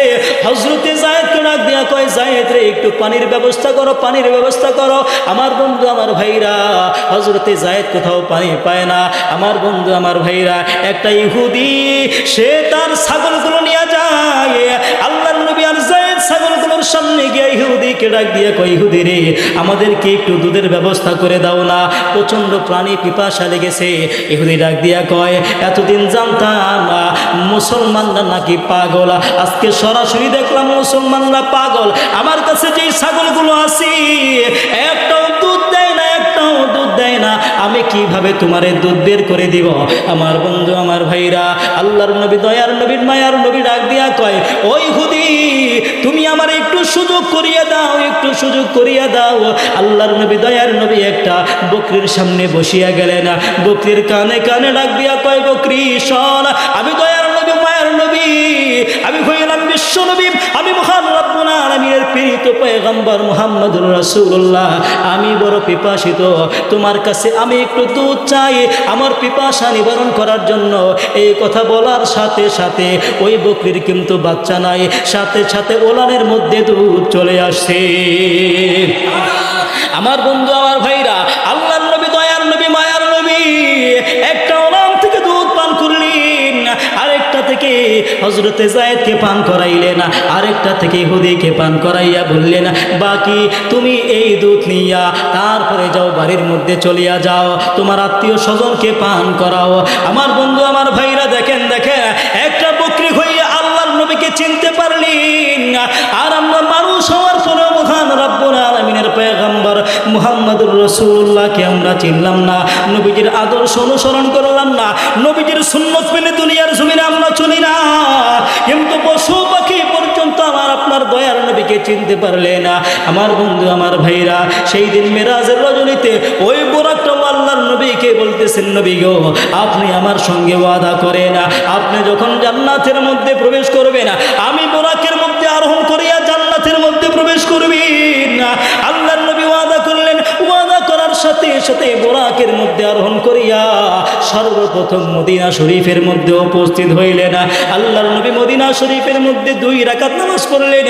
তারপরে সেখান থেকে তুর পাহাড়ের মধ্যে চলে গেলেন, যেখানে হযরত মূসা আলাইহিস সালাম আল্লাহ তাআলার সঙ্গে কথা বলতেন। তারপরে বাইতুল্লাহ, যেখানে হযরত ঈসা আলাইহিস সালাম জন্মগ্রহণ করেছে, সেইখানে যাওয়ার পর আল্লাহর নবী দয়ার নবী সব কিছু দেখার পরে এবার বোরাকের মধ্যে আরোহণ করিয়া বাইতুল মুকাদ্দাস মসজিদে আকসার মধ্যে চলে গেলেন। আমার বন্ধু, আমার ভাইরা, আল্লাহর নবী সেখানে যাওয়ার পর আল্লাহর নবীকে জিবরাইল ফেরেশতা ডাক দিয়া কয়, নবী গো, যান যান, সামনে চলে যান, ওই যে সামনে একটা জায়নামাজ খালি আছে, ওই জায়নামাজের মধ্যে চলিয়া যান, আপনি এবার নামাজ পড়ান। আল্লাহর নবী জায়নামাজের মধ্যে দাঁড়াইয়া 2 রাকাত নামাজ পড়াইলেন। হে মুসলমান বন্ধুরে, হযরত জিবরাইল আলাইহিস সালাম আল্লাহর নবীকে ডাক দিয়া কয়, নবী গো, ও নবী, আপনি জানেননি আজকে আপনি এখানে যে নামাজ পড়াইলেন কাদের ইমামতি করলেন? আল্লাহর নবী কয় না। আল্লাহর নবীকে ডাক দিয়া কয়, নবী গো, আজকে আল্লাহর যত পয়গম্বর ছিলেন, হযরত আদম আলাইহিস সালাম থেকে নিয়ে ঈসা পয়গম্বর পর্যন্ত 1 লক্ষ মতান্তরে 2 লক্ষ নবী রাসূল, সমস্ত নবী রাসূলগণ এখানে কাতারবন্দি ছিল। এমনকি আল্লাহর যত ফেরেশতা আছে, প্রত্যেকটা ফেরেশতা এখান থেকে সারিবদ্ধ হইয়া আসমান পর্যন্ত চলে গেছে। আমার বন্ধু, আমার ভাইরা, আল্লাহর নবীকে ইমামুল আম্বিয়া বানায় দিল। এ মুসলমান বন্ধুরে, আল্লাহর নবী নামাজ পড়াইলেন। আমার মহান রব্বুল আলামিন পবিত্র কুরআনুল কারীমের মধ্যে বলেন, সুবহানাল্লাযী আসরা বিআবদিহি লাইলাম মিনাল মাসজিদিল হারাম ইলাল মাসজিদিল আকসাল্লাযী বারাকনা হাওলাহু লিনুরিয়াহু মিন আয়াতিনা ইন্নাহু হুয়াস সামিউল বাসীর। জোরে কন্না সুবহানাল্লাহ। পবিত্র সেই মহান রব্বুল আলামিন তার প্যারা পয়গম্বর মুহাম্মদুর রাসূলুল্লাহ, হে মুসলমান বন্ধুরে, মক্কা নগরী থেকে বাইতুল মুকাদ্দাস পর্যন্ত ভ্রমণ করাইলেন, সফর করাইলেন। আল্লাহ রাব্বুল আলামিন নিজের অগণিত নিয়ামত আল্লাহর নবীকে দেখাইলেন। হে মুসলমান বন্ধুরে, দুনিয়ার জমিনে দেখবেন আপনার বন্ধু যখন আপনার বাড়ির মধ্যে আসে, বন্ধুকে আপনার গুনাহগুণ যা আছে সব কিন্তু আপনি দেখান। ঠিক তেমনি ভাবে মহান রব্বুল আলামিন তার বন্ধুকে তার গুনাহগুণ দেখাইলেন। আল্লাহর নবী কেমন কি নামাজ পড়াইয়া সবচেয়ে দামি শ্রেষ্ঠ বানায় দিলেন। এ মুসলমান বন্ধুরে, সাথে সাথে ওই বোরাক পরিবর্তন হইয়া মহান রব্বুল আলামিন আরেকটা বাহন পাঠায় দিল, যার নাম হইল রফরফ। আল্লাহর নবী রফরফের কাছে গেলেন। আল্লাহর নবীকে ডাক দিয়া কয়, এটা হলো চলন্ত বাহন। এই চলন্ত বাহন সিঁড়ির মধ্যে আপনি প্রবেশ করিয়া তারপরে আপনার আকাশ গমন হইবে। আল্লাহর নবী দয়ার নবী মায়ার নবী এবার রফরফের মধ্যে আরোহণ করলেন। হে মুসলমান বন্ধুরে, প্রথম আসমানে যাওয়ার পর আদম নবীর সঙ্গে সাক্ষাৎ হইল। দ্বিতীয় আসমানে যাওয়ার পর হযরত ইউসুফ আলাইহিস সালামের সঙ্গে এবং হযরত ঈসা আলাইহিস সালামের সঙ্গে সাক্ষাৎ হইল। তৃতীয় আসমানের মধ্যে ইদ্রিস আলাইহিস সালাম। এইভাবে এক এক আসমানে এক এক নবীদের সঙ্গে সাক্ষাৎ হইল। প্রত্যেকটা নবীরা আল্লাহর নবীকে অভ্যর্থনা জানাইলেন। হে মুসলমান বন্ধুরে, আমরা যে দুনিয়ার জমিনে বসবাস করি, এই দুনিয়ার জমিন থেকে আমরা যে আকাশটা দেখতে পাই, এটা হলো প্রথম আসমান। আমার বন্ধু, আমার ভাইরা, এই প্রথম আসমানের মধ্যে আল্লাহর নবী সর্বপ্রথম গেলেন। এই প্রথম আসমানটা কত বড় জানেননি? হে মুসলমান বন্ধুরে, এই প্রথম আসমানের মধ্যে আমরা যে দুনিয়ার জমিন থেকে একটা প্রতিদিন যে একটা সূর্য দেখতে পাই, এই সূর্যটা এই পৃথিবীর চাইতেও 13 লক্ষ গুণ বড়। কত বড়? 13 লক্ষ গুণ বড়। আমার বন্ধু, আমার ভাইরা, এই সূর্যটা হলো তারকারাজির মধ্য থেকে মধ্যম ধরনের একখানা তারকা। তাহলে বড় তারকা কত বড়, কত বড়! মুসলমান বন্ধুরে, এইভাবে আসমানের মধ্যে কোটি কোটি তারকা রয়েছে। বিজ্ঞানিকরা বলে 50 থেকে 100 কোটি তারকার মধ্যে একখানা গ্যালাক্সি হয়। এইভাবে কোটি কোটি তারকার গ্যালাক্সি প্রথম আসমানের মধ্যে রয়েছে। তাহলে এই প্রথম আসমানটা কত বড়, কত বড়! আমার বন্ধু, এই প্রথম আসমানটা আমার আল্লাহ বানাইছে স্বর্ণ দিয়া। এই শূন্য মহাশূন্য ভেদ করিয়া 500 বছরের শূন্যস্থান রাস্তা অতিক্রম করিয়া দ্বিতীয় আসমানটা আমার আল্লাহ বানাইছে লোহা দিয়া। দ্বিতীয় আসমানটা কত বড় জানেননি? দ্বিতীয় আসমানটা এত বড়, এত বড়, এত বড়, তার সামনে প্রথম আসমান মনে হয় বিশাল ময়দানে পরিতাকা ছোট্ট একটা মটর দানার মতো, তাহলে দ্বিতীয় আসমানটা কত বড় আমার বন্ধু আমার ভাইরা। তারপরে 500 বছরের রাস্তা শূন্যস্থান পাড়ি দিয়া তৃতীয় আসমানটা আমার আল্লাহ বানাইছে তামা দিয়া। তৃতীয় আসমানটা এত বড় এত বড় এত বড় যে তার সামনে দ্বিতীয় আসমানটা মনে হয় বিশাল ময়দানে পড়ে থাকা ছোট্ট একটা পেঁয়াজের খোসার মতো, তাহলে তৃতীয় আসমানটা কত বড়। তারপরে 500 বছরের শূন্যস্থান রাস্তা পাড়ি দিয়া চতুর্থ আসমানটা আমার আল্লাহ বানাইছে রূপা দিয়া। এই চতুর্থ আসমানটা এত বড়, তার সামনে তৃতীয় আসমানটা মনে হয় বিশাল ময়দানে পড়ে থাকা ছোট্ট একটা মুরগির ডিমের মতো, তাহলে চতুর্থ আসমানটা কত বড়। তারপরে 500 বছরের রাস্তা পাড়ি দিয়া পঞ্চম আসমানটা আমার আল্লাহ বানাইছে স্বর্ণ দিয়া। জোরে কন্যা সুবহানাল্লাহ। আমার বন্ধু আমার ভাইরা, পঞ্চম আসমানটা কত বড়, তার সামনে চতুর্থ আসমানটা মনে হয় বিশাল ময়দানে পড়ে থাকা মহিলাদের মাথা থেকে খসে পড়া একখানা চুলের মতো, তাহলে পঞ্চম আসমানটা কত বড়। তারপরে 500 বছরের রাস্তা পাড়ি দিয়া ষষ্ঠ আসমানটা আমার আল্লাহ বানাইছে নীল রত্ন দিয়া। এই ষষ্ঠ আসমানটা কত বড় যে তার সামনে পঞ্চম আসমান মনে হয় বিশাল ময়দানে পড়ে থাকা ছোট্ট একটা মাছের চোখের মতো, তাহলে ষষ্ঠ আসমানটা কত বড়। তারপরে 500 বছরের রাস্তা পাড়ি দিয়া সপ্তম আসমান, ওই সপ্তম আসমানটা আমার আল্লাহ বানাইছে লাল ইয়াকুত পাথর দিয়া। জোরে জোরে আওয়াজ দিয়া কন্যা মারহাবা। আমার বন্ধু আমার ভাইরা, ওই সপ্তম আসমানটা আমার আল্লাহ বানাইছে লাল ইয়াকুত পাথর দিয়া। সপ্তম আসমানটা কত বড় জানেননি? ওই সপ্তম আসমানটা এত বড়, তার সামনে প্রথম আসমান, দ্বিতীয় আসমান, তৃতীয়, চতুর্থ, পঞ্চম, ষষ্ঠ আসমান মনে হয় বিশাল ময়দানে পড়ে থাকা ছোট্ট একটা আংটির মতো, তাহলে সপ্তম আসমানটা কত বড়। ওই সপ্তম আসমানের উপরে দুনিয়ার কাবা শরীফের বরাবর একখানা মসজিদ রয়েছে যার নাম হলো বাইতুল মামুর। ওই বাইতুল মামুরে প্রতি দৈনিক 70,000 ফেরেশতা প্রবেশ করে। কিয়ামত পর্যন্ত দ্বিতীয়বার কোনো ফেরেশতা প্রবেশ করবে এই সুযোগ আর আসবে না। তাহলে আল্লাহর ফেরেশতা কত, কিয়ামত পর্যন্ত আর সুযোগ পাবে না। প্রতিদিন 70,000 ফেরেশতা প্রবেশ করে, কিন্তু দ্বিতীয়বার আর সিরিয়াল আসবে না। তাহলে বুঝেন আল্লাহর ফেরেশতা কত। আমার বন্ধু আমার ভাইরা, ওই বাইতুল মামুর এমন একটা মসজিদ, ওই মসজিদ বরাবর দুনিয়ার কাবা শরীফ, এই কাবা শরীফ আর বাইতুল মামুর বরাবর মাঝখানে শূন্যস্থান ফাঁকা, এর মাঝে কোনো কিছুই নয়।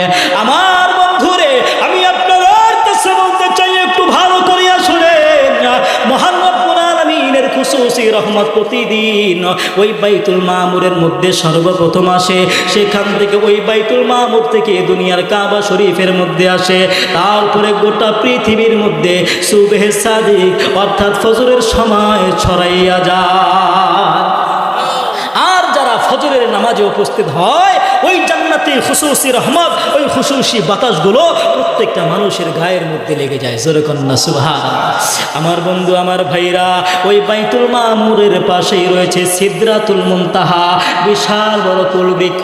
এটা যে কত বড় আমার আল্লাহ ছাড়া কেউ জানে না, আমার আল্লাহ ছাড়া কেউ জানে না। সিদরাতুল মুনতাহা মানে বড়ই গাছের স্টেশন। কত বড় বড়ই গাছ আমার বন্ধু আমার ভাইরা, এত বড় বড়ই গাছ, যেই গাছের গোড়া এবং শিকড় হইল, যেই গাছের গোড়াটা হইল ষষ্ঠ আসমানে, আর আগা ডালপালা হইল সপ্তম আসমানে। তাহলে কত বড় গাছ। এ মুসলমান বন্ধুরে, ওই গাছের মধ্যে বড়ই হবে কত বড়। আল্লাহর নবী, দয়ার নবী, মায়ার নবীর জামানায় একটা গোত্র ছিল হাজার সম্প্রদায়, হাজার গোত্র। ওই হাজার সম্প্রদায় বিশাল বড় বড় মটকা তৈরি করত। আজকে আমাদের গ্রামগঞ্জেও কিন্তু মটকা দেখা যায়।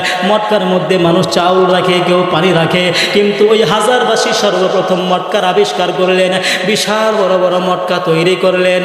আমার বন্ধু আমার ভাইরা রে, ওই গাছের বড়ই ওই মটকার চাইতেও বড় বড় হইবে। জোরে কন্যা সুবহানাল্লাহ। আমার বন্ধু আমার ভাইরা, ওই গাছের পাতা কত জানেননি? আমার বন্ধুরি, কিয়ামত পর্যন্ত যত মানুষ দুনিয়ার জমিনে আগমন করবে, প্রত্যেকটা মানুষের নামে একটা করে পাতা ওই গাছের মধ্যে আছে। কেন এই পাতাগুলো দিল? এত বড় বড় পাতা, বিশাল বড় হাতির কানের চাইতেও বড় বড় পাতা। এ মুসলমান বন্ধুরে, এই পাতার মধ্যে প্রত্যেকটা মানুষের নাম নিশানা ঠিকানা সব কিছু দেওয়া আছে। নাম হলো আব্দুল্লাহ, পিতার নাম আব্দুর রহিম, মায়ের নাম অমর, পূর্ণাঙ্গ ঠিকানা ওই পাতার মধ্যে লেখা আছে। এ মুসলমান বন্ধুরি, যখন একটা মানুষ দুনিয়া থেকে বিদায় হয়ে চলে যাবে, ওই মানুষটার মরণ যখন চলে আসবে 40 দিন আগে ওই গাছ থেকে তার নামের পাতাটা খসিয়া পড়ে যায়। 40 দিন আগে ওই ব্যক্তির নামের পাতাটা খসে পড়ে যাবে আমার বন্ধু, আমার ভাইরা। তারপরে হযরত আজরাইল আলাইহিস সালামের হাতের মধ্যে দেয়া হবে। আজরাইল আলাইহিস সালাম দিন গুনবে, তার সময় চলে আসলে সাথে সাথে তার কাছে চলে আসবে, তার জান কবজ হয়ে যাবে, তার মরণ হয়ে যাবে। আমার বন্ধু, আমার ভাইরা, সিদরাতুল মুনতাহা একটা স্টেশন। ওই গাছ থেকে 4টা নহর প্রবাহিত হয়েছে। কয়টা? জোরে বলেন কয়টা? একটা হলো হাউজে কাউসার, আরেকটা হলো সালসাবিল, আরেকটা হলো নীল নদী, আরেকটা হলো ফুরাত নদী। যেই দিন ফুরাত নদীর পানি শুকায় যাবে ওই দিন কিয়ামত শুরু হয়ে যাবে। আজকে ফুরাত নদীর পানি শেষ হয়ে যাচ্ছে। ফুরাত নদীর পানিতে, ফুরাত নদীর ভিতরে মহান রব্বুল আলামিন বিশাল বড় বড় স্বর্ণের খনি তৈরি করে দিয়েছে। আমার বন্ধু, আমার ভাইরা, আজকে আমরা দেখতে পাই ওই ফুরাত নদীর পানি আস্তে আস্তে শুকায় যাচ্ছে। তার মানে কিয়ামত অতি সন্নিকটে চলে আসছে। মনে করতেছেন অনেক বছর বাঁচবেন, অনেক কিছু করবেন, না, কিয়ামত ঘনায় আসছে। কিয়ামতের ছোট ছোট যত আলামত আছে সব প্রকাশ পেয়ে গেছে। এখন বড় আলামতের পালা, দাজ্জাল আসার পালা। ইমাম মাহদিও চলে আসবে, ঈসা নবীও চলে আসবে, কিয়ামত শুরু হয়ে যাবে। কথা বলেন ঠিক না বেঠিক? এজন্য পরকালের প্রস্তুতি এখনই নিতে হবে। আল্লাহ সহি বুঝার তৌফিক দান করুক। জোরে বলেন না আমিন। আমার বন্ধু, আমার ভাইরা, আমি আপনাদের কাছে বলতে চাই, আরো কিছু সময় চলবে, আরো কিছু সময় বলে, যেহেতু কালকে আবার আলোচনা আছে, হুজুররা আসবে, লম্বা সময় আলোচনা করার প্রয়োজন নাই। যেহেতু আজকে আসছেন, কালকে হয়তো লম্বা সময় দিতে পারবেন না, বা প্রধান বক্তা যদি শেষের দিন আইসা দেখে মানুষজন কম, আমি হয়তো রাগ হইলাম না, কিন্তু সে তো রাগ হবে, সে তো কষ্ট পাবে। এত দূর থেকে একটা মানুষ আসার পরে যখন দেখবে মানুষ কম, কষ্ট লাগবে কিনা? লাগবে কিনা? তো আমরা যারা এখানে আসছি, আমরা কাল থেকে চিন্তা করব যে কালকে সকালে দাওয়াত দিব যে আমি যেহেতু আসছি আমার সাথে কমাস কম আরো 2 জন নিয়ে আসবো। ইনশাআল্লাহ, আল্লাহ তৌফিক দান করুক। জোরে বলেন। আমার বন্ধু, আমার ভাইরা, সামান্য কিছু সময় আলোচনা করব। এ মুসলমান বন্ধুরি, আমি আপনাদের কাছে বলতে চাই, ওই সিদরাতুল মুনতাহার পাশে রয়েছে আল্লাহ তাআলার আরশ, ওই আরশের উপরে রয়েছে আল্লাহ তাআলার কুরসি। আমার আল্লাহ বলেন ওয়াসিয়া কুরসিয়ুহুস সামাওয়াতি ওয়াল আরদ।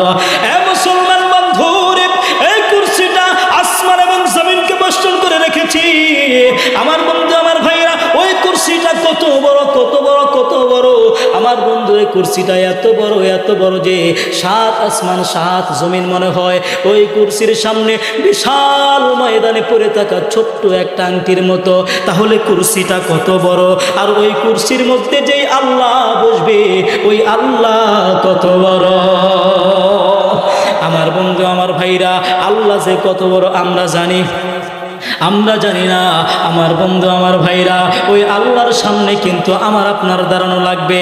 আমার বন্ধু, আমার ভাইরা, সর্বপ্রথম বাইতুল মামুর, তার পাশে সিদরাতুল মুনতাহা, তারপরে হলো আল্লাহ তাআলার কুরসি, তার পাশেই রয়েছে জান্নাত, যা মুমিনদেরকে দেওয়া হবে। আল্লাহর নবী, দয়ার নবীকে এবার জিবরাইল ফেরেশতা ডাক দিয়া কয়, আল্লাহর নবী গো, চলেন না জান্নাতের মধ্যে প্রবেশ করি। আল্লাহর নবীকে নিয়ে জান্নাতের মধ্যে প্রবেশ করলেন। আল্লাহর নবী ঢুইকাই দেখে এক শ্রেণীর মানুষ জান্নাতের মধ্যে চাষাবাদ করছে। ফসলের গাছ রোপণ করার সাথে সাথে গাছ বড় হয়ে যায়, সাথে সাথে ফল চলে আসে।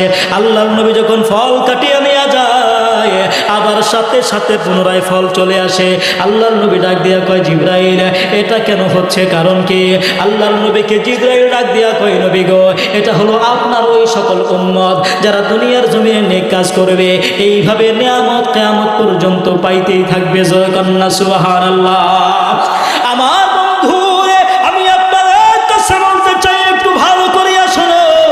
আল্লাহর নবী, দয়ার নবী, মায়ার নবী যখন আরো একটু সামনে চলে গেলেন, আল্লাহর নবী হঠাৎ করে দাঁড়ায় গেল। জিবরাইল ডাক দিয়া কয়, আল্লাহর নবী কেন দাঁড়াইলেন, কারণ কি? আল্লাহর নবী, মায়ার নবী ডাক দিয়া কয়, ও জিবরাইল, তুমি কি কোনো কিছুই শুনতে পাও না?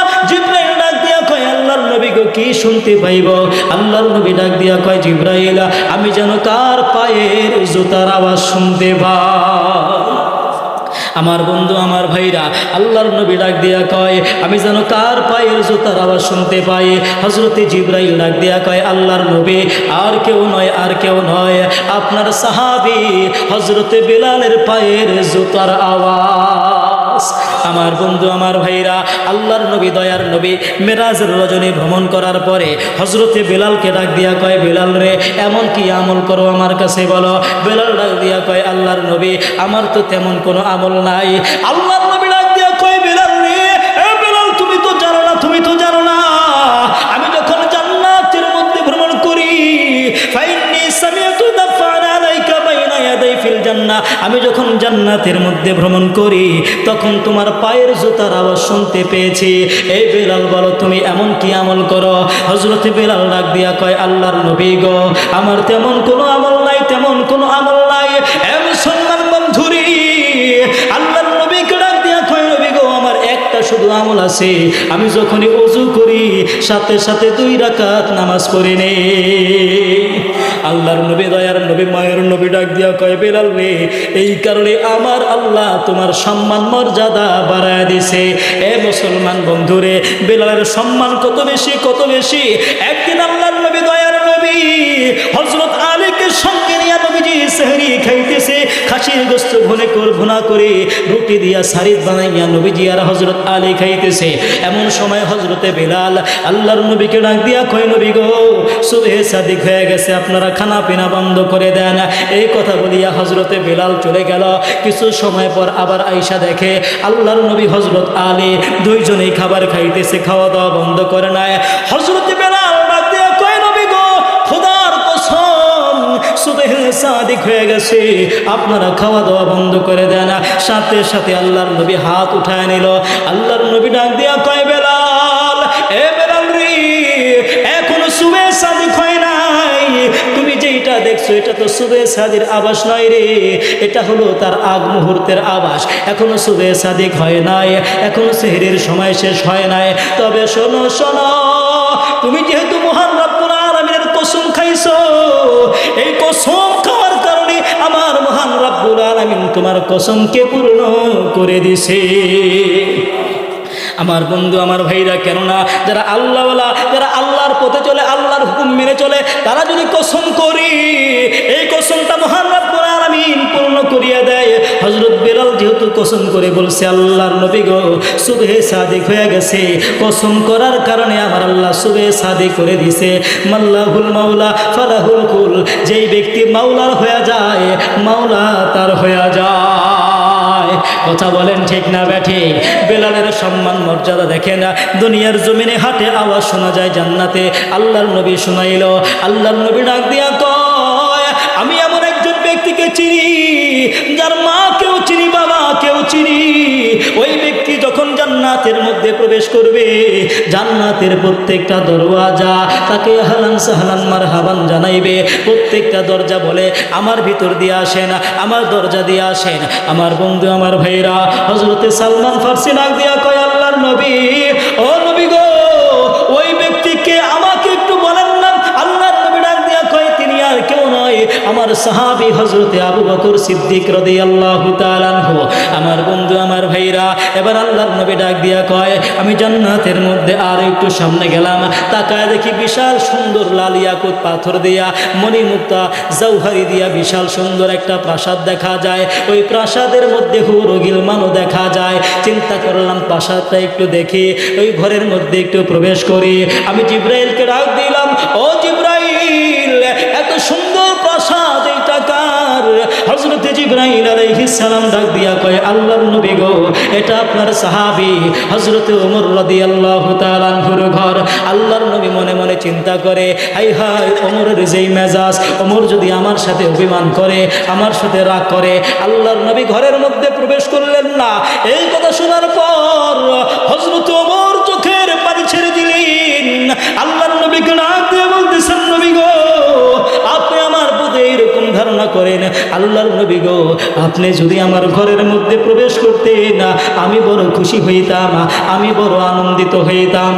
আমার বন্ধু আমার ভাইরা আল্লাহর নবী আরো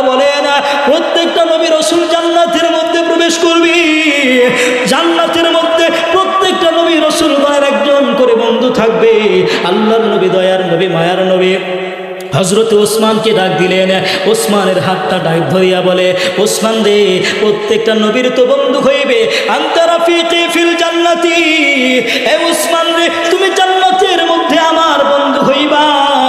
এই কথা শোনার সাথে সাথে হযরতে আলী রাদিয়াল্লাহু তাআলা আনহু চোখের পানি ছেড়ে কান্না শুরু করে দিলেন। আমার নবী, দয়ার নবী, মায়ার নবী ডাক দিয়া বলতেছেন, আলী রে, এই আলী কান্না করিস না, কান্না করিস না। আমি দয়ার নবী, মায়ার নবী যখন জান্নাতের মধ্যে প্রবেশ করব, আমার জান্নাতের ঘরের সামনে তোমার ঘরটা থাকবি। আমি যখন ঘর থেকে বের হব, সাথে সাথে তোমার ঘরটা দেখতে পাইব। আমার বন্ধু, আমার ভাইরা, নবীজি সব কিছু বর্ণনা করে। এমনকি আমার নবী, দয়ার নবী বলে না, আমি বিশেষ বিশেষ ব্যক্তিদের জান্নাত দেখলাম, এমনকি সর্বসাধারণের জান্নাতও দেখলাম, যারা শহীদ হয়েছে তাদের জান্নাতও আমি নবী দেখলাম। আমার বন্ধু, আমার ভাইরা, আল্লাহর নবী, দয়ার নবী সব কিছু দেখার পরে নবীজি এবার যখন জান্নাত থেকে বের হইল, আল্লাহর নবীকে নিয়ে আবার সিদরাতুল মুনতাহা, ওই বরই গাছের স্টেশনের কাছে চলে আসলো। আল্লাহর নবীকে ডাক দিয়ে বলতেছেন, নবীজি, এই যে স্টেশনের কাছে চলে আসছি, এবার যান যান, আপনি চলে যান, উপরে চলে যান, আমরা আর যেতে পারবো না। আল্লাহর নবী, দয়ার নবী, মায়ার নবী ডাক দিয়া কয়, এই জিবরাইল, কেন তুমি যেতে পারবা না? হযরত জিবরাইল ডাক দিয়া কয়, নবী গো, এই সিদরাতুল মুনতাহা ভেদ করে এই পর্যন্ত আমরা আর উপরে যেতে পারি নাই, কিয়ামত পর্যন্ত পারবো না। আমার বন্ধু, আমার ভাইরা রে, দুনিয়ার জমিনে যেই সকল মানুষ ইবাদত করে, এই ইবাদতের নেকিগুলো সিদরাতুল মুনতাহা পর্যন্ত যায়, এর উপরে যাইতে পারে না। মহান রব্বুল আলামিন যত হুকুম হাকাম নির্ধারণ করে, প্রত্যেকটা হুকুমগুলো উপর থেকে সিদরাতুল মুনতাহা পর্যন্ত এসে প্রত্যেকটা ফেরেশতাদের মাঝে বন্টন করে দেওয়া হয়। আমার বন্ধু, আমার ভাইরা, হযরত জিবরাইল ডাক দিয়া কয়, নবী গো, এর উপরে আমরা আর যেতে পারি না, আল্লাহর নবী আপনি যান। এবার আল্লাহর নবী, দয়ার নবী, মায়ার নবী উপরে রওনা দেয়, আল্লাহর সান্নিধ্যে যায়। মহান রব্বুল আলামিন একটার দুইটা নয়, 70,000 নূরের পর্দা সরাইয়া দিল। আল্লাহর নবী, দয়ার নবী, মায়ার নবী আমার আল্লাহর সান্নিধ্যে চলে গেছেন। শাহ ওলিউল্লাহ মুহাদ্দিসে দেহলভী রাহমাতুল্লাহি আলাইহি বলেন, আল্লাহর নবী, দয়ার নবী, মায়ার নবী চর্মচক্ষেই আল্লাহকে দেখেছে। আমার বন্ধু, আমার ভাইরা, ইমাম আহমদ ইবনে হাম্বল রাহমাতুল্লাহি আলাইহি হাদিসের উদ্ধৃতি দিয়া বলে, রাআইতু রাব্বি আযজা ওয়া জাল্লা, আল্লাহর নবী, দয়ার নবী, মায়ার নবী আমার আল্লাহকে দেখেছে। এ মুসলমান বন্ধুরি, ইবনে আব্বাস রাদিয়াল্লাহু তাআলা আনহু বলেন, ইব্রাহিম খলিলুল্লাহর বন্ধুত্ব হযরতে মূসা আলাইহিস সালামের তুর পাহাড়ে আল্লাহ তাআলার সঙ্গে কথা বলা, আমার আপনার দয়ার নবী, মায়ার নবী মেরাজের রজনীতে আল্লাহর সান্নিধ্যে যাওয়া, এটা দুনিয়ার কোনো জগৎ নয়, এটা হলো ভিন্ন জগৎ, ভিন্ন জগৎ। হে মুসলমান বন্ধুরে, আল্লাহ চাইলে সব কিছু হইতে পারে। আল্লাহর নবী, দয়ার নবী যখন আল্লাহর কাছে চলে গেল, আমার নবী, দয়ার নবী বলেন, ফাসাজাদতু লাহু, আল্লাহর নবী সাথে সাথে সিজদার মধ্যে পড়ে গেছে। আমার নবী, দয়ার নবী, মায়ার নবী আল্লাহর কাছে সিজদায় পড়ে গেছে। আমার বন্ধু, আমার ভাইরা, এবার আল্লাহর সামনে বসিয়া আল্লাহর নবী, দয়ার নবী আল্লাহর প্রশংসা করতে লাগলো। আল্লাহর প্রশংসায় আল্লাহর নবী, দয়ার নবী, মায়ার নবী তিনটা শব্দ উচ্চারণ করলেন। কয়টা? জোরে বলেন, কয়টা?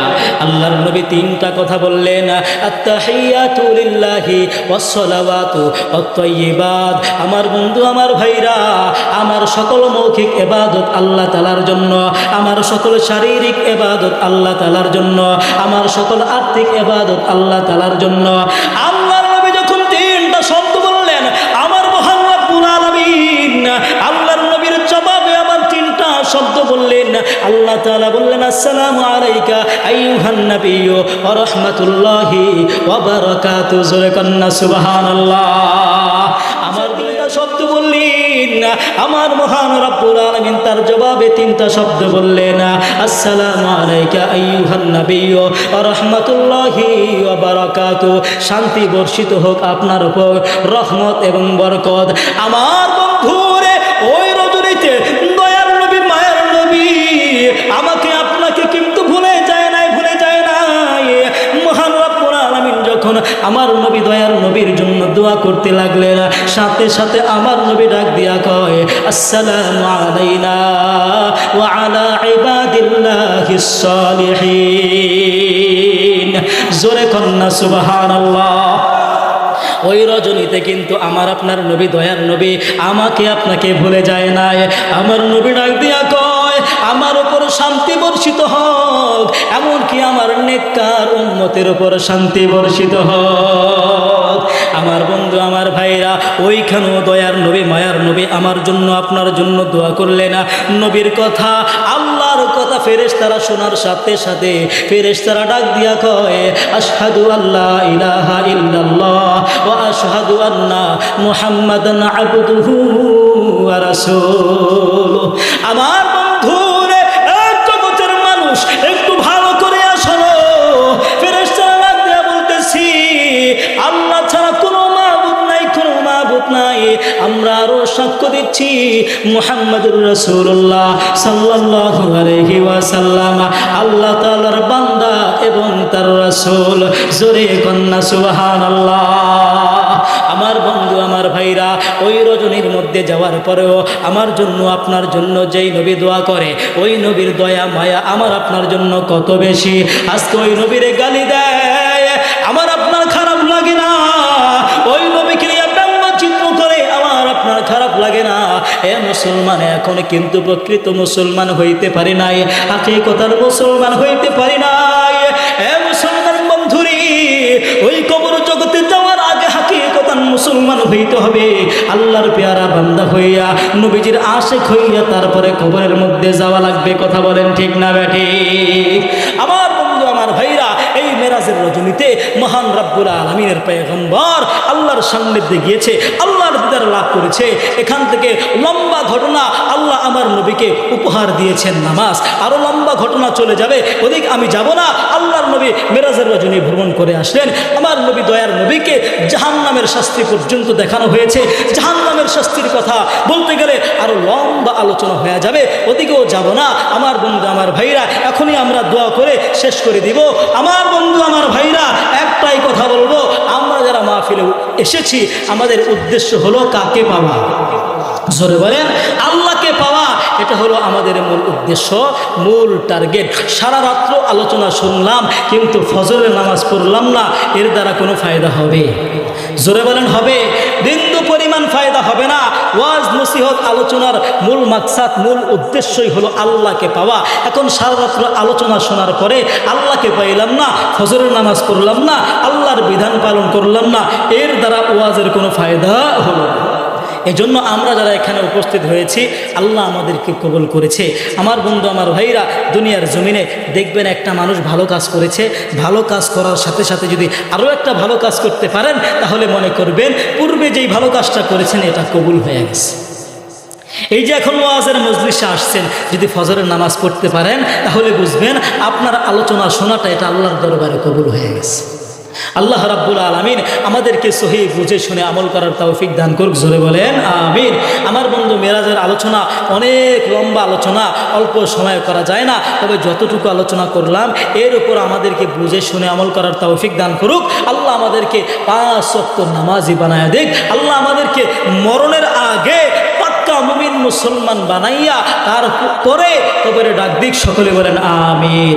এখনই দোয়া হবে, আমরা সকলে দুরূদ শরীফ করি। আল্লাহুম্মা সাল্লি ربنا هب لنا من أزواجنا وذرياتنا قرة أعين واجعلنا للمتقين إماما।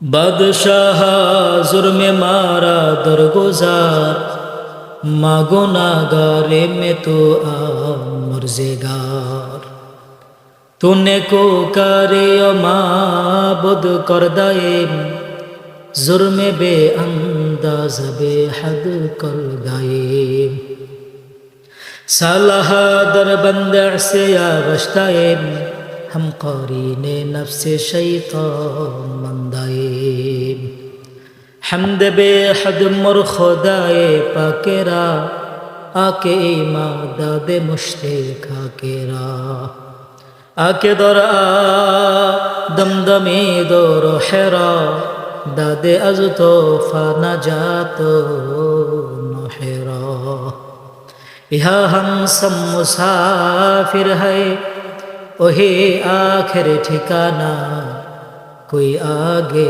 रवाना है कोई पीछे रवाना आय अल्लाह जलीसुर रहमान जन्नतेर बागान गो मालिक খোলা আসমানের নিচে বসিয়া আমরা কতিপয় গুনাহগার বান্দা গুনার বোঝা মাথায় নিয়ে আমিন আমিন বলি হয়তো আমাদের গুনার দিকে তাকাইলে তোমার মাফ করতে মন চাবে না কিন্তু মালিক তোমার গফুর ও গফার নামের দিকে তাকাইয়া আমাদের সকলের জিন্দেগীর तमाम গুনাহগুলো তুমি মাফ করিয়া দাও আয় আল্লাহ মগর করে তাকাইয়া দেখো আল্লাহ ভিখারির বেশে কাঙ্গালের মতো অসহায়ের মতো তোমার কাছে দুইটা হাত বাড়িয়ে দিয়েছি আয় আল্লাহ তুমি আমাদেরকে খালি হাতে ফিরাইয়া দিও না আয় আল্লাহ বড় আশা নিয়ে হাত বাড়াইছি গো মালিক আয় আল্লাহ তুমি তো নিজেই বলেছো না তখন তুমি রহমাতিল্লাহ বান্দারি আমার রহমত থেকে নিরাশ হয়ে যেও না ও মাবুদ তোমার রহমতের চক্ষু দ্বারা তাকাইয়া দেখো কত মাসুম বাচ্চারা কত যুবক ভাইয়েরা কত মুরব্বী বাবাজিরা কত পর্দানিশী মা ও বোনেরা কত চুল পাকা দাড়ি পাকা মানুষগুলো আমিন আমিন বলি এতগুলো মানুষের মধ্যে যার হাতখানা তোমার পছন্দ হয় ওই হাতের উসিলা করে আমাদের এই মাহফিলকে তুমি কবুল করিয়া নাও আয় আল্লাহ মগর করে তাকা দেখো মালিক আজকে যদি সারা রাত আলোচনা করতাম আমার বাবা যেরা মাথা গোটায় বাড়ি যাইতো না কিন্তু মালিক দুরূহ ব্যবস্থার কারণে বলা হইল না আয় আল্লাহ যতটুকু আলোচনা করলাম এর মাঝে তুমি বরকত দান করে দিও আয় আল্লাহ আমাদেরকে দিনদার পরহেজগার আল্লাহওয়ালা বানায়া দিও আয় আল্লাহ গোটা পৃথিবীর মুসলমানদেরকে তুমি কবুল করিয়া নাও আল্লাহ আজকের মাহফিলের উসিলা করে আল্লাহ পৃথিবীর মুসলমানদেরকে হেফাজত করো আল্লাহ মুসলমানদের রিজিকের মধ্যে বরকত দান করিয়া দাও আল্লাহ মুসলমান জাতিকে দুনিয়ার জমিনে মিলে মিশে চলার তৌফিক দান করিয়া দাও আয় আল্লাহ যেইভাবে চললে তুমি খুশি তোমার হাবিব খুশি সেইভাবে চলার মতো তৌফিক দান করে দাও আয় আল্লাহ আজ থেকে যত মুমিন মুমিনাত মুসলিমিন মুসলিমাত মুমিনিন মুমিনাত আমিরুল মুজাহিদিন খেলাফায়ে রাশিদিন আয় আল্লাহ আদম নবী থেকে নিয়ে আজ পর্যন্ত যত নরনারী অন্ধকার কবরের মধ্যে চলে গেছে আয় আল্লাহ সকলকে নিজ গুণে তুমি মাফ করিয়া দাও আয় আল্লাহ অত্র এলাকার মধ্যে কত কবরবাসী আয় আল্লাহ গোরস্থানের মধ্যে কবরের মধ্যে ঘুমায় আছে গো মালিক তারা তো বড় অসহায়ের মতো আমাদের দিকে তাকায়